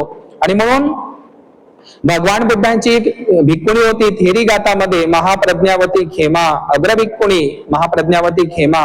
एकेकाळी राजा बिंबिसाराची ती महाराणी होती, तर अग्र प्रवचन देण्यात होती. धम्म प्रवचनामध्ये अग्र भिक्खुणी होती. साकेतला राजा प्रसेनजिताने तिने उपदेश केला होता, ही आपण घटना तर ऐकतच असतो. आणि म्हणून चुंद सुत्तामध्ये, जे सुत्त निपातामध्ये, म्हणून भिक्खूंनी अधिकाधिक गाथा सुत्त पाठ केला पाहिजे आणि त्याचा अर्थ स्पष्ट करून लोकांना, उपासकांना सांगितला पाहिजे. चुंद सुत्तामध्ये श्रमणांचे 4 प्रकार सांगितलेले आहे भगवान बुद्धांनी. मार्गदर्शक श्रमण आणि मार्गदर्शक श्रमण सांगितलंय. मार्गदर्शक मध्ये चांगल्या पद्धतीने मार्गदर्शन करता आलं पाहिजे, हे भगवान बुद्धांनी चुंद सुत्तामध्ये सांगितलेलं आहे. आणि म्हणून श्रावण पौर्णिमेचं हे जे महत्व आहे मी सांगत आहोत तुम्हाला, तर श्रावण पौर्णिमेचं अत्यंत महत्वाचं महत्व म्हणजे भगवान बुद्धांची प्रथम धम्म संगीती झाली, ज्याला संघायन म्हणतात. आणि म्हणून परिसा सुत्त म्हणजे परिषद सुत्तामध्ये अग्र परिषद, व्यग्र परिषद आणि समग्र परिषद ज्या भगवान बुद्धांनी परिसा सुत्तामध्ये सांगितलेलं आहे. प्रथम धम्म संगीती, प्रथम धम्म संगीती म्हणजे संगायन म्हणलं तरी चालते. अर्हत भिक्खू एका ठिकाणी एकत्रित येऊन धम्मचर्चा करतात. धम्म आणि विनयाचं रक्षण कसं होईल, तो धम्म कसा अधिकाधिक सुरक्षित राहील या संदर्भात धम्म साकच्छा करतात, म्हणजे धम्मचर्चा करतात आणि ते विचार विनिमय करत असतात धम्म आणि विनयाच्या संदर्भात.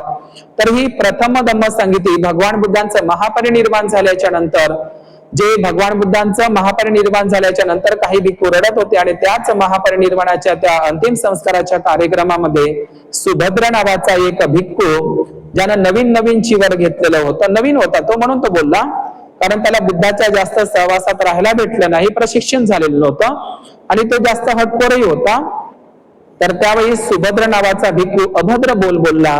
कोणतं, तर बरं झालं तथागत सम्यक संबुद्ध गेले, हे करू नका, ते करू नका, तसं करू नका, असं करू नका, आता बरं झालं, आता आपल्या जसं मनात येईल तसं, मी म्हणेन तसं, मनात येईल तसं वागता येईल, आता आमच्यावर बंधन राहणार नाही. आणि म्हणून सुभद्र नावाचा हा भिक्खू अभद्र बोलला. आणि हे शब्द धुतांगधारी अर्हत भिक्खू, जे पिप्पली मानवक होते भिक्खू, धुतांगधारी भिक्खू यांनी ते ओळखलं. असं म्हणतात की तथागतांच्या नंतर तथागतांमध्ये जे 32 लक्षणं होते त्याच्यापैकीचे 7 लक्षणं महाकाश्यप भंतेजींकडे होते. ते महाकाश्यप भंतीने ते शब्द ऐकले आणि नंतर भगवान बुद्धांच्या महापरिनिर्वाणाच्या 100 दिवसांनी प्रथम धम्म संगीतीचं आयोजन केलं. लक्षात घ्या, आणि भगवान बुद्धाचं संगीती सूत्र सुद्धा आहे, जे पावानगरीला भगवान बुद्धाने दिले होतं संगीती सूत्र. आणि तर हे धम्म संगीती, प्रथम धम्म संगीती महापरिनिर्वाणाच्या 100 दिवसांनी केलं, कारण धम्म आणि विनयाचं ते सुरक्षित राहावा.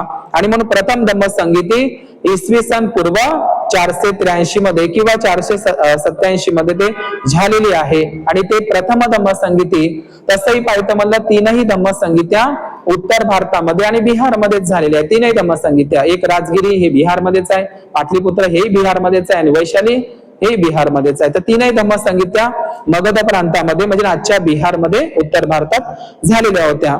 तर पहिली धम्म संगीती राजगृहामध्ये झालेली होती. सप्तपर्णी गुफा. सप्तपर्णी म्हणजे काय? सप्तपर्णी म्हणजे 7 पानाचं झाड असते, एक वनस्पतीचं नाव आहे सप्तपर्णी.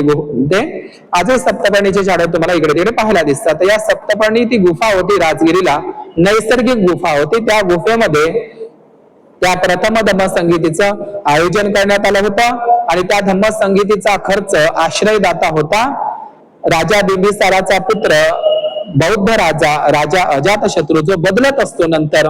राजा अजातशत्रूनं या धम्म संगीतीचं आयोजन केलं. किती मोठं महान कार्य आहे राजा अजातशत्रूचं, ज्यांनी धम्म संगीतीचा खर्च केला होता, भिक्खूंना आमंत्रित केलं, सर्व देखरेख केली, व्यवस्था केली. राजा अजातशत्रूनं त्याचं आयोजन केलं होतं. राजा अजातशत्रूला वैदेही पुत्र किंवा त्यांचं काही बौद्ध साहित्यामध्ये कुनिक म्हणतात, अजातशत्रूला कुनिक. तर या कुनिक अजातशत्रू राजाने त्या ठिकाणी त्याचं आयोजन केलं होतं. अध्यक्ष होते धुतांगधारी महाकाश्यप भंतेजी, अरत भंतेजी महाकाश्यप. आजही आपण राजगिरीला गेले तर तिथे गुरुपा पहाडी आहे. गुरुपा पहाडी जे त्यांचं ठिकाण आहे, वडाच्या झाडाखालीच त्यांना धम्मदीक्षा देण्यात आली होती नालंदाला, असं बौद्ध साहित्यामध्ये उल्लेख आहे. भगवान बुद्धांनी झाडाखाली वडाच्या त्यांना धम्मदीक्षा दिली. गुरुपा पहाडी आहे. आजही काही लोक म्हणतात की अशी मान्यता आहे की त्यांच्याच हस्ते भगवान बुद्धाला त्यांनी ते काशाय, ते वस्त्र चमकीलचीवर त्यांच्या अंगावरचं ते भगवान बुद्धाला त्यांनी मागितलं आणि त्यांनी ते पानसुकुली ठिगळाचं चिवर धारण केलं. आजही अशी मान्यता आहे की महाकाश्यप भंतेजी ते त्यांचं परिनिर्वाण झालेलं नाही, ते जिवंत आहे. म्हणजे हिंदू धर्मामध्ये एक मान्यता मी ऐकलेली आहे की हनुमान अजूनही जिवंत आहे. हनुमान अजूनही जिवंत आहे. तर हे हनुमान जिवंत नाही, महाकाश्यप अभी भी जिंदा आहे. जी गोष्ट आहे म्हणजे भिक्खून बौद्ध धर्मामध्ये जी मान्यता आहे की हनुमान जिंदा आहे, तर आजही लोक गुरुपा पाडीचे अनेक भिक्खू मला म्हणतात की महाकाश्यप त्यांचं परिनिर्वाण झालं, महाकाश्यप जिंदा आहे. तर हे हनुमान जिंदा आहे, जे महाकाश्यप जिंदा आहे इथूनच ते चोरलेलं आहे, ते लक्षात घेतलं पाहिजे हे. तर हे गुरुपा पहाडी वगैरे जे गुरु कोण आहे, तर हे गुरुपा पहाडी म्हणजे गुरुपादगिरी म्हणतात तिला, जे म्हणजे भगवान बुद्धाचे या जगाचे गुरु आहे. तर हे अध्यक्ष होते महाकाश्यप भंतेजी. आपण पाहिलं असेल महाकाश्यप भंतेंची एक पत्नी असतात भिक्खुनी कपिलानी, भद्रा कपिलानी.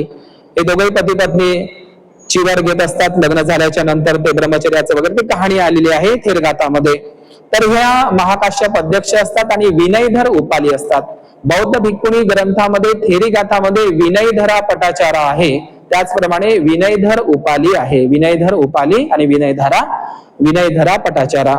तर विनयधर हे विनयाचं संगायन विनयधर उपाली भिक्खू करत असतो आणि सुत्ताचं संगायन 84,000, म्हणून विनयधर उपाली आणि सुत्तधर आनंद असं म्हटलं जातं. 84,000 सुत्त. आणि या पहिल्या धम्म संगीतीमध्ये 500 अरहत भिक्खूंचा सहभाग असतो. आनंदाला प्रवेश नसतो आणि नंतर आनंद तो याच सावन पौर्णिमेला अरहत पद प्राप्त करतो आणि त्याला संधी मिळत असते. जसे पोलीस भरतीमध्ये एखादी जागा शिल्लक आहे तर तशा पद्धतीने ते आपण समजू शकता. तर या 500 अरहत भिक्खू लोकच धम्म संगीती घेऊ शकतात, हे आपण लक्षात घेतलं पाहिजे. तर 500 अरहत भिक्खूंनी त्या पहिल्या धम्म संगीतीमध्ये सहभाग घेतला. आनंदाला मनाई होती कारण ते अरहत पदाला झालेले नव्हते, परंतु ते मात्र अरहत पद त्यांनी आजच्या श्रावण पौर्णिमेला प्राप्त केलेलं होतं. होऊ शकते की आनंद लवकर अरहत पद का केलं नाही, कारण ते भिक्खू भगवान बुद्धांच्या सेवेमध्ये होते. जे लोक जास्त सेवेमध्ये राहतात तर थोडे दुर्लक्ष होते. 25 वर्ष बुद्धाची सेवा केली, त्यांना ध्यान पाठ होतं, सगळ्या गोष्टी त्यांना पाठ होत्या.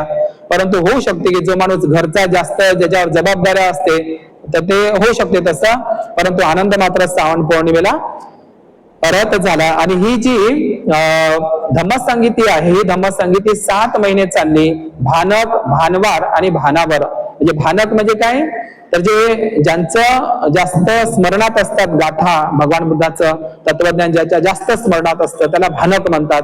आणि भानवार हा शब्द आलेला आहे सुत्त पेटकामध्ये. आणि भानावर म्हणजे जे आपण भानवार आणि भानावर हे जे शब्द आहे ना, आपण म्हणतो ना भानावर ये ते भान नाही भानावर ये, हे पाली शब्द आहे. भानक, भानवार आणि भानावर हे शब्द इथूनच तयार झालेले आहे.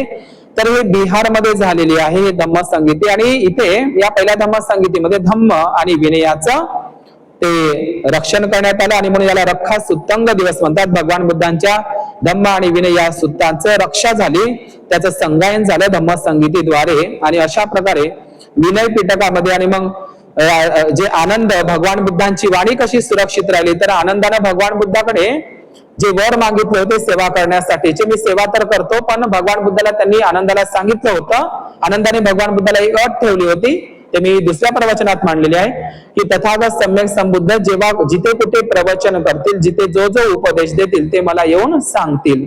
त्याच्यामुळे आनंद कोण्या उपासकाला कुठे उपदेश दिला, आज कोणता उपदेश दिला, कोणत्या मार्गदर्शन केलं, हे सर्व तथागत भगवान बुद्ध आनंदाकडे सांगायचे. म्हणून आपण गाथेमध्ये जमतो एवं मे सुतंग एकं समयं भगवा सावतीय, हे आपण म्हणत असे मी ऐकले आहे की.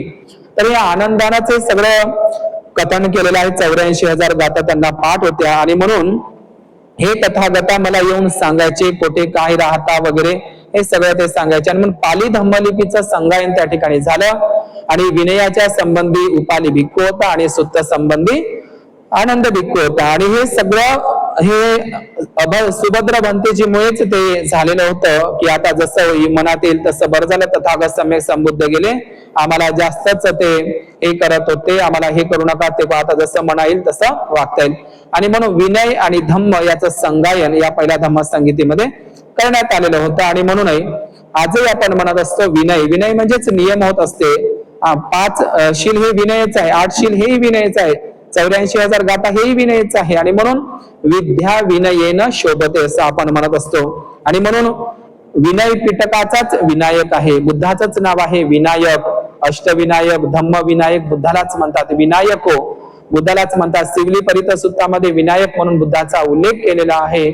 तर हे विनायक म्हणजे विनयाचा अभ्यास म्हणजे विनयाची शिकवण देणारे, धम्म विनयाची शिकवण देणारे, अष्टविनयाची शिकवण देणारे म्हणजेच अष्टविनायक, धम्म विनायक, विनायक बुद्धालाच हे नाव आलेलं आहे.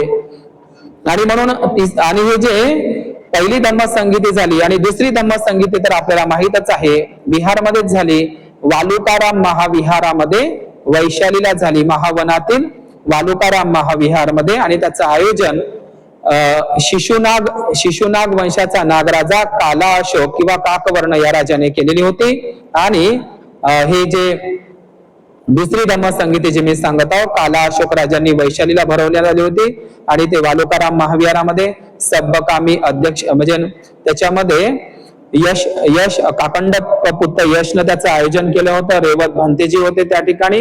आणि अशा पद्धतीनं त्याचं आयोजन, त्या धम्मसंगीतीचं आयोजन दुसरी धम्मसंगीती इथे भरण्यात आली होती मगधला, हे आपण लक्षात घेतली पाहिजे. म्हणजे मगध म्हणजे बिहार मधल्या वैशाली या ठिकाणी दुसरी धम्मसंगीती वालुकाराम महाविहारामध्ये. असा महावंश ग्रंथामध्ये उल्लेख आहे की 60 अरहंत भिक्खू, महाराष्ट्रातले 60 अरहत पद प्राप्त झालेले भिक्खू वैशालीच्या दुसऱ्या धम्मसंगीतीमध्ये सम्मिलित होते असा उल्लेख आलेला आहे. तर ही दुसरी धम्मसंगीती सुद्धा शिशुनाग राजा काला अशोक यांनी वैशालीला आयोजित केलेली होती वालुकाराम महाविहारामध्ये. आणि तिथूनच ते फाटे फुटलेले होते महासांगिक हिनयान महायान जे आपण असं म्हणत असतो. आणि नंतर सम्राट अशोकाच्या वेळी तर 18 पंथ उपशाखा पडलेल्या होत्या. ब्रह्मजाल सुत्त आणि दीपवंश आणि महावंश या ग्रंथामध्ये याचा उल्लेख आहे. आणि त्याच पद्धतीनं जे मी तुम्हाला सांगितलेलं आहे की धम्मसुत्ताचे अभ्यासक सम्राट अशोक होते. 7 सुत्तांचा उल्लेख त्यांनी विराटनगर राजस्थानच्या याच्यामध्ये केलेला आहे.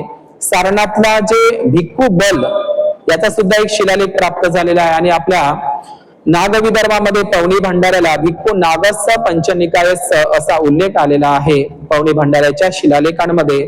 तर 1 लाख जे दुसरी धम्मसंगीती भरवण्यात आली होती तर त्याच्यामध्ये 1,12,000 700 म्हणजे 1,12,000 मधून 700 अर्हत भिक्खूंची निवड करण्यात आली होती आणि दुसरी धम्मसंगीती इसवी सन पूर्व 383 मध्ये 8 महिने चालली. बुद्धाच्या 100 वर्षानंतर ती वैशालीला वज्जीपुत्तक भिक्खू संघ, यश काकंडक पुत्त भिक्खू आणि 700 अर्हत भिक्खू, रेवत महातेरो आणि सब्बकामी हे अध्यक्ष होते.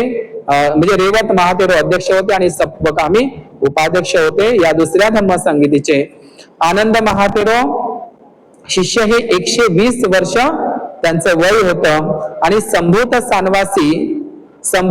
सानवासी म्हणजे या दुसऱ्या धम्मसंगीतीमध्ये संभूत सानवासी ज्यांनी आनंद भंतेजीकडून चिवर घेतलेलं होतं, संभूत सानवासी भिक्खूने बुद्धाच्या शिष्याने, तर हे संभूत सानवासी त्यावेळी हरिद्वारला राहायचे आणि हरिद्वारचे भिक्खू सुद्धा ते अर्हत द्वार होतं, ते भिक्खू सुद्धा या दुसऱ्या धम्मसंगीतीमध्ये त्यांनी सहभाग घेतलेला होता. आणि असं म्हणतात की उज्जैनच्या म्हणजे अवंतीच्या 80 अर्हत भिक्खूने सुद्धा या दुसऱ्या धम्मसंगीतीमध्ये वैशालीच्या सहभाग घेतला होता आणि महाराष्ट्रातल्या 60 अर्हत भिक्खूने या वैशालीच्या दुसऱ्या धम्मसंगीतीमध्ये सहभाग घेतला होता असा महावंशमध्ये, दीपवंशमध्ये उल्लेख आहे आणि ब्रह्मजाल सूत्रामध्ये सुद्धा ते आपण वाचू शकतो. तर स्थविरवाद, हिनयान, महायान, महासांगिक आणि सम्राट म्हणजे बौद्ध धर्मामध्ये महायान, हिनयान, वज्रयान, तंत्रयान, मंत्रयान, सहजयान, भद्रयान, सौत्रांतिक, गोकुलिक, मैसिक, वज्जीपुत्तक एकूण 18 संप्रदाय सम्राट अशोकाच्या वेळीपर्यंत तयार झाले होते आणि या सगळ्या शाखा हे 10 कारण ठरली होती. शिंगामध्ये मीठ घेऊन जाणं, सिगिलोन कप्प, द्वांगुल कप्प, गामांतर कप्प, आवास कप्प, अनुमती कप्प, आचिन्न कप्प, अमती कप्प, जलो गिंपा तुम कप्प, अदसकम्म, निसिदनक कप्प आणि जात रूप रजत कप्प. म्हणजे ह्या 10 नियमांचं उल्लंघन होतं. भिक्खू लोक ते सोनं नाणं वगैरे स्वीकारत होते आणि ते बैलाच्या शिंगामध्ये मीठ, लवण ते घेऊन जात होते आणि ते 12च्या नंतर हे सगळ्या 10 घटनांचं अनुलंघन होत होतं. त्यामुळे यशनं त्याचं आयोजन केलेलं होतं. काकंडक पुत्त सुजाताचा यश नाही, काकंडक पुत्त यश, याचं खूप मोठं योगदान आहे दुसऱ्या धम्मसंगीतीनंतर. आणि त्यानंतर सम्राट अशोकाच्या वेळी तर 18 पंथ उपपंथ तयार झाले होते. हे नाथपंथी, हे वारकरी पंथी किंवा हे आदिनाथ पंथी, 84 सिद्धनाथ पंथी हे बौद्ध धर्माच्या उत्तरवर्ती शाखाच आहे, हे आपण लक्षात घेतलं पाहिजे. आणि हे 18 पंथ उपपंथ तयार झाल्याच्या नंतर हे जे पंथ उपपंथ बौद्ध धर्मामध्ये तयार झाले होते तर ते तिसरी धम्मसंगीती पाटलीपुत्र अशोकाराम महाविहारामध्ये, मोगलीपुत्र ती मथुरा आणि सम्राट अशोकाने त्याचं आयोजन केलेलं होतं. आणि सम्राट अशोकाने आज्ञा कोरल्या होत्या सारनाथ, साचीला, संकिशाला की जो कोणी भिक्खू आणि भिक्खुनी धम्माचं उल्लंघन करेल तर त्याला काशाय म्हणजे ते पांढरे वस्त्र करून त्याची हकालपट्टी करण्यात यावी. तर अशा पद्धतीनं हे भिक्खूंच्या संदर्भातलं आजही मी सुत्त निपातामध्ये ह्या गाथा सुत्त मी नेहमी वाचत असतो. भिक्खूंची ती उद्देशिका आहे. अनेक भिक्खूंनी या सुत्ताचं पठण केलं पाहिजे. मी आवाहन करून सांगतो की सुत्त निपातामध्ये ह्या गाथा आहे त्या भिक्खूंच्या उद्देशिका आहे. भिक्खूंनी त्याचं जास्तीत जास्त पठण करावं की भिक्खूंची उद्देशिका जशी भारतीय संविधानाची उद्देशिका आहे त्याच पद्धतीनं भिक्खूंची एक उद्देशिका आहे. दसधम्म सुत्त, चुंद सुत्त, खग्गविसान सुत्त, धम्मचर्य सुत्त, दसुत्तर सुत्त आणि रथविनीत सुत्त हे अत्यंत सुत्त महत्वाचे आहे. भिक्खून त्याचं पठण करावं. ते भिक्खूंसाठी खास करून भगवान बुद्धांची महत्वपूर्ण सुत्त आहे.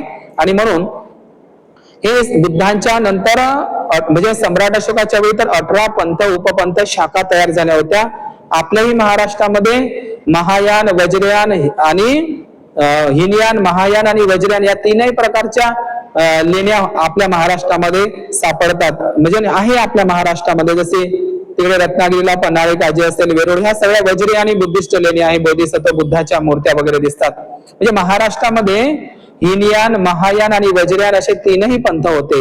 शिवनेरी जुन्नरला तर भद्रयान पंथ होता. म्हणजे हे पंथ होते आपल्या महाराष्ट्रातही. त्या पंथाचे लोक होते वज्रयान, महायान, तंत्रयान आणि हिनयान. म्हणजे आजही आपल्याला औरंगाबादची जी विद्यापीठ लेणी आहे तिथे तुम्हाला बुद्धाच्या बाजूने अष्टविनायक एलिफंटा गणपती आहे. ते औरंगाबादच्या विद्यापीठ लेणीपाशी तुम्हाला बुद्धाच्या मूर्तीच्या बाजूला गणपती दिसतो, काही लोक म्हणते गणपती होतो, विनायक होय, एलिफंटा हेड बुद्धा. तर ह्या जे औरंगाबादची जी विद्यापीठ बुद्ध लेणी आहे, तुम्हाला बुद्धाच्या बाजूला गणपतीचं शिल्प दिसते, ते गणपती नाही, एलिफंट हेड बुद्धा विनायक होय, आणि ते वज्रयानी बौद्ध शाखेची मूर्ती आहे, हे लक्षात घेतलं पाहिजे. म्हणून वज्रयान, महायान आणि हिनयान लेण्या वेगळ्या असतात. महायान म्हणजे बुद्ध आणि बोधिसत्वाच्या मूर्त्या असतात. हिनयान लेण्या म्हणजे जुन्नर शिवनेरीला ज्या बुद्ध लेण्या आहेत, जुन्नर शिवनेरीच्या परिसरात त्या सगळ्या हिनयान लेण्या आहे. तिथं तुम्हाला एकही बुद्ध मूर्ती सापडणार नाही जुन्नर शिवनेरीच्या लेण्यांमध्ये. कारण हिनयान, महायान, वज्रयान अशा तीनही पंथांचे आणि इतरही पंथांचे भिक्खू महाराष्ट्रामध्ये शाखा होत्या. म्हणून वेरूळ असेल, पन्हाळे काजी असेल आणि पुण्यामधले पाताळेश्वर बुद्ध लेणी असेल, ह्या महायान वज्रयान बुद्ध लेण्या आहे, आपण लक्षात घेतलं पाहिजे. आणि तिसरी धम्मसंगीती जे धम्मदाय चक्रवर्ती सम्राट अशोकांनी भरवलेली होती, ती धम्मसंगीती सर्वात जास्त चालली पाटलीपुत्र पटण्याला अशोकाराम महाविहारामध्ये 9 महिने ती धम्मसंगीती चालली 248 मध्ये. आणि महान सम्राट अशोकांनी म्हणजे या भारतामध्ये जेवढे काही बौद्ध राजे झाले, सम्राट कनिष्क, हर्षवर्धन, सातवाहन, वाकाटक, जेवढे काही भारतामध्ये झाले, हे सगळे महायान वज्रयान पंथाला मानणारे होते. जेवढे काही बौद्ध राजे झाले भारतामध्ये आणि इतरही बौद्ध राष्ट्रामध्ये, ते महायान वज्रयान पंथाला मानणारे होते.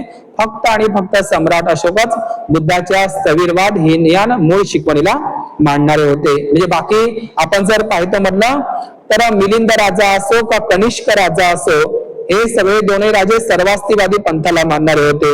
हर्ष म्हणजे बघा, कनिष्क राजा सर्वास्तिवादी पंथाला मानणारा होता, मिलिंद राजा सुद्धा सर्वास्तिवाद बुद्ध पंथाला मानणारा होता. हर्षवर्धन राजे, गुप्त राजे, पाल राजे, खमेर राजे, शैलेंद्र राजे, सातवाहन राजे, वाकाटक राजे, पल्लव राजे, चोल राजे आणि हे सर्व राजे महायान वज्रयान पंथाला, शाक्त पंथाला सुद्धा मानणारे होते, हे आपण लक्षात घेतले पाहिजे. देश विदेशात बौद्ध धम्म प्रचार आणि प्रसार अर्हत भिक्खूंनीच केलेला आहे. आणि म्हणून हे अत्यंत महत्वाची धम्मसंगीती म्हणजे चौथी धम्मसंगीती, ज्या चौथ्या धम्मसंगीतीमध्ये सम्राट अशोकाची अत्यंत महत्वाची धम्मसंगीती, ज्या चौथ्या धम्मसंगीतीमुळेच जगभर बुद्धाचा धम्म गेला. अनेक हरत भिक्खू, संघमित्रा, महामहिंद्र देश विदेशामध्ये पाठवण्यात आला. या सम्राट अशोकाच्या धम्मसंगीतीला विश्व बौद्ध धम्मसंगीती म्हटलं पाहिजे, कारण विश्वामध्ये बौद्ध धम्म पोहोचला या तिसऱ्या धम्मसंगीतीचं अत्यंत महत्वाचं आहे सम्राट अशोकाचं. आणि म्हणून महामहिंद्र, संघमित्रा असेल, इतिय, उत्तीय, संबल, भद्रसाल, हे सोन, उत्तर, महादेव, अर्हत, हे सर्व भिक्खू महाधम्मरक्षित महाराष्ट्रामध्ये हे सर्व सम्राट अशोकांनी धम्म प्रचारासाठी पाठवण्यात आलं होतं. म्हणून सम्राट अशोकाच्या या धम्मसंगीतीचे अत्यंत महत्वाचे परिणाम झालेले होते की भारत सोन्याचा, स्वर्णिम भारत आणि सोन्याची लंका म्हणजे रावणाची नाही तर बुद्ध धम्ममय लंका सम्राट अशोकांनीच केली होती, मुला मुलींना पाठवून. आणि सोन्याचा भारत असं म्हणतात की सम्राट अशोकाच्या जम्बूद्वीप भारतामध्ये घराला दरवाजे राहत नव्हते, चोरी करणारे लोक नव्हते, दरवाजे उघडेच राहत होते.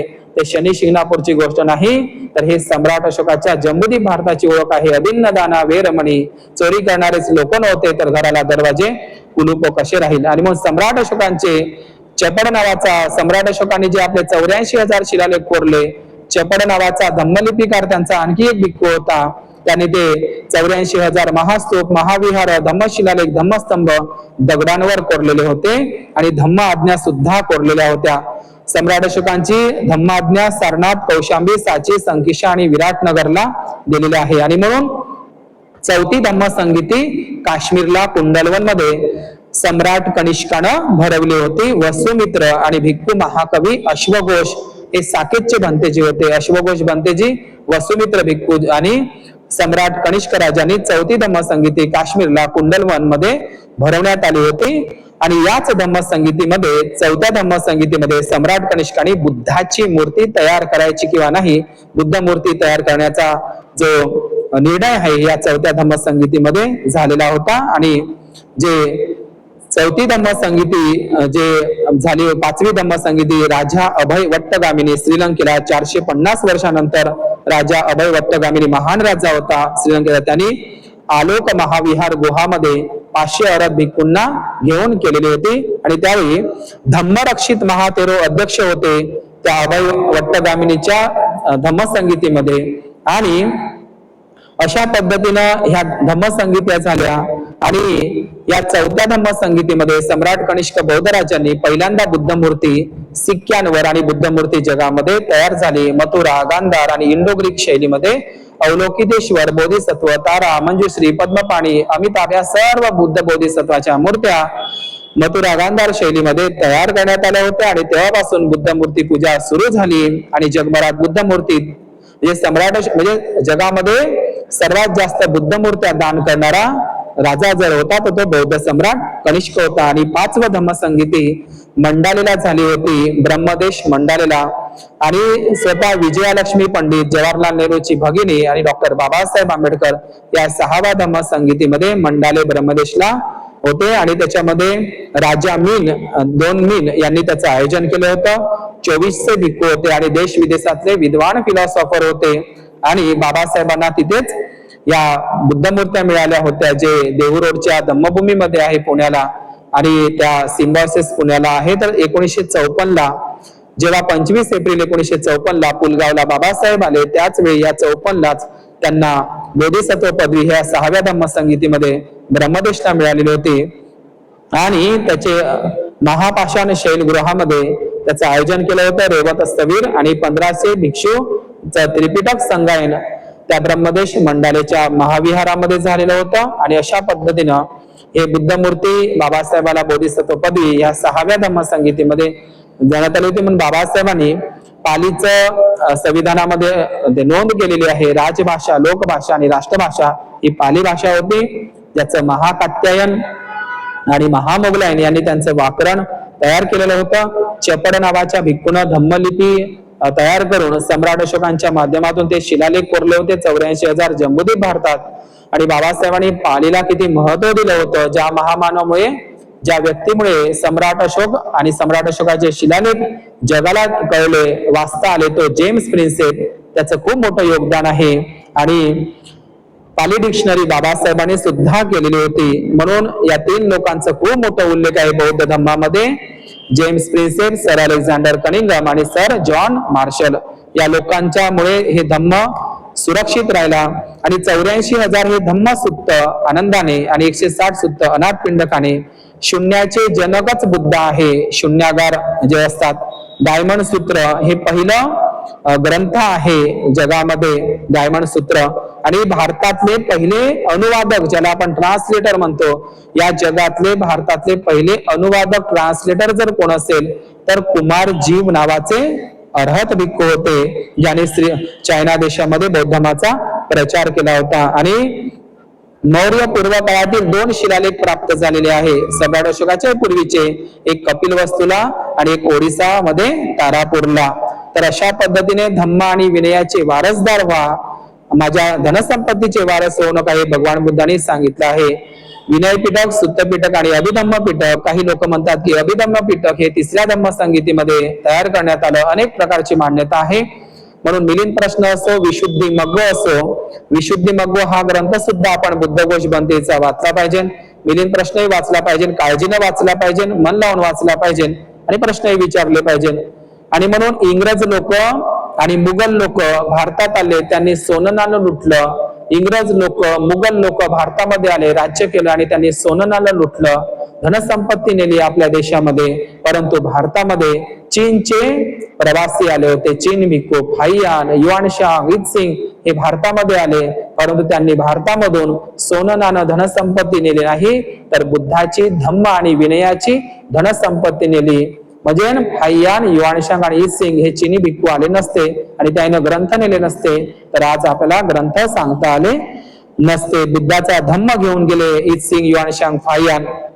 आणि म्हणून हे धम्म रक्षा बंधन म्हणजे धम्माची रक्षा झाली धम्मसंगीतीद्वारे. धम्माच्या सुत्ताचा म्हणजे रक्षा सुत्तंग दिवस, भगवान बुद्धांच्या 84,000 जे रक्षा सूत्र आहे, गाथा आहे, त्याचं धम्मसंगीतीद्वारे त्याचं रक्षण करण्यात आलं या श्रावण पौर्णिमेला. म्हणून शीलच तुमची सदा सर्वदा रक्षा करते, तो राखीचा धागा रक्षण करत नाही. या भारतामधल्या सर्व स्त्रियांचं हिंदू कोड बिलाद्वारे, संविधानाद्वारे बाबासाहेबांचं संविधानच रक्षण करते. आपलं शीलच आपले सदा सर्वदा रक्षण करते.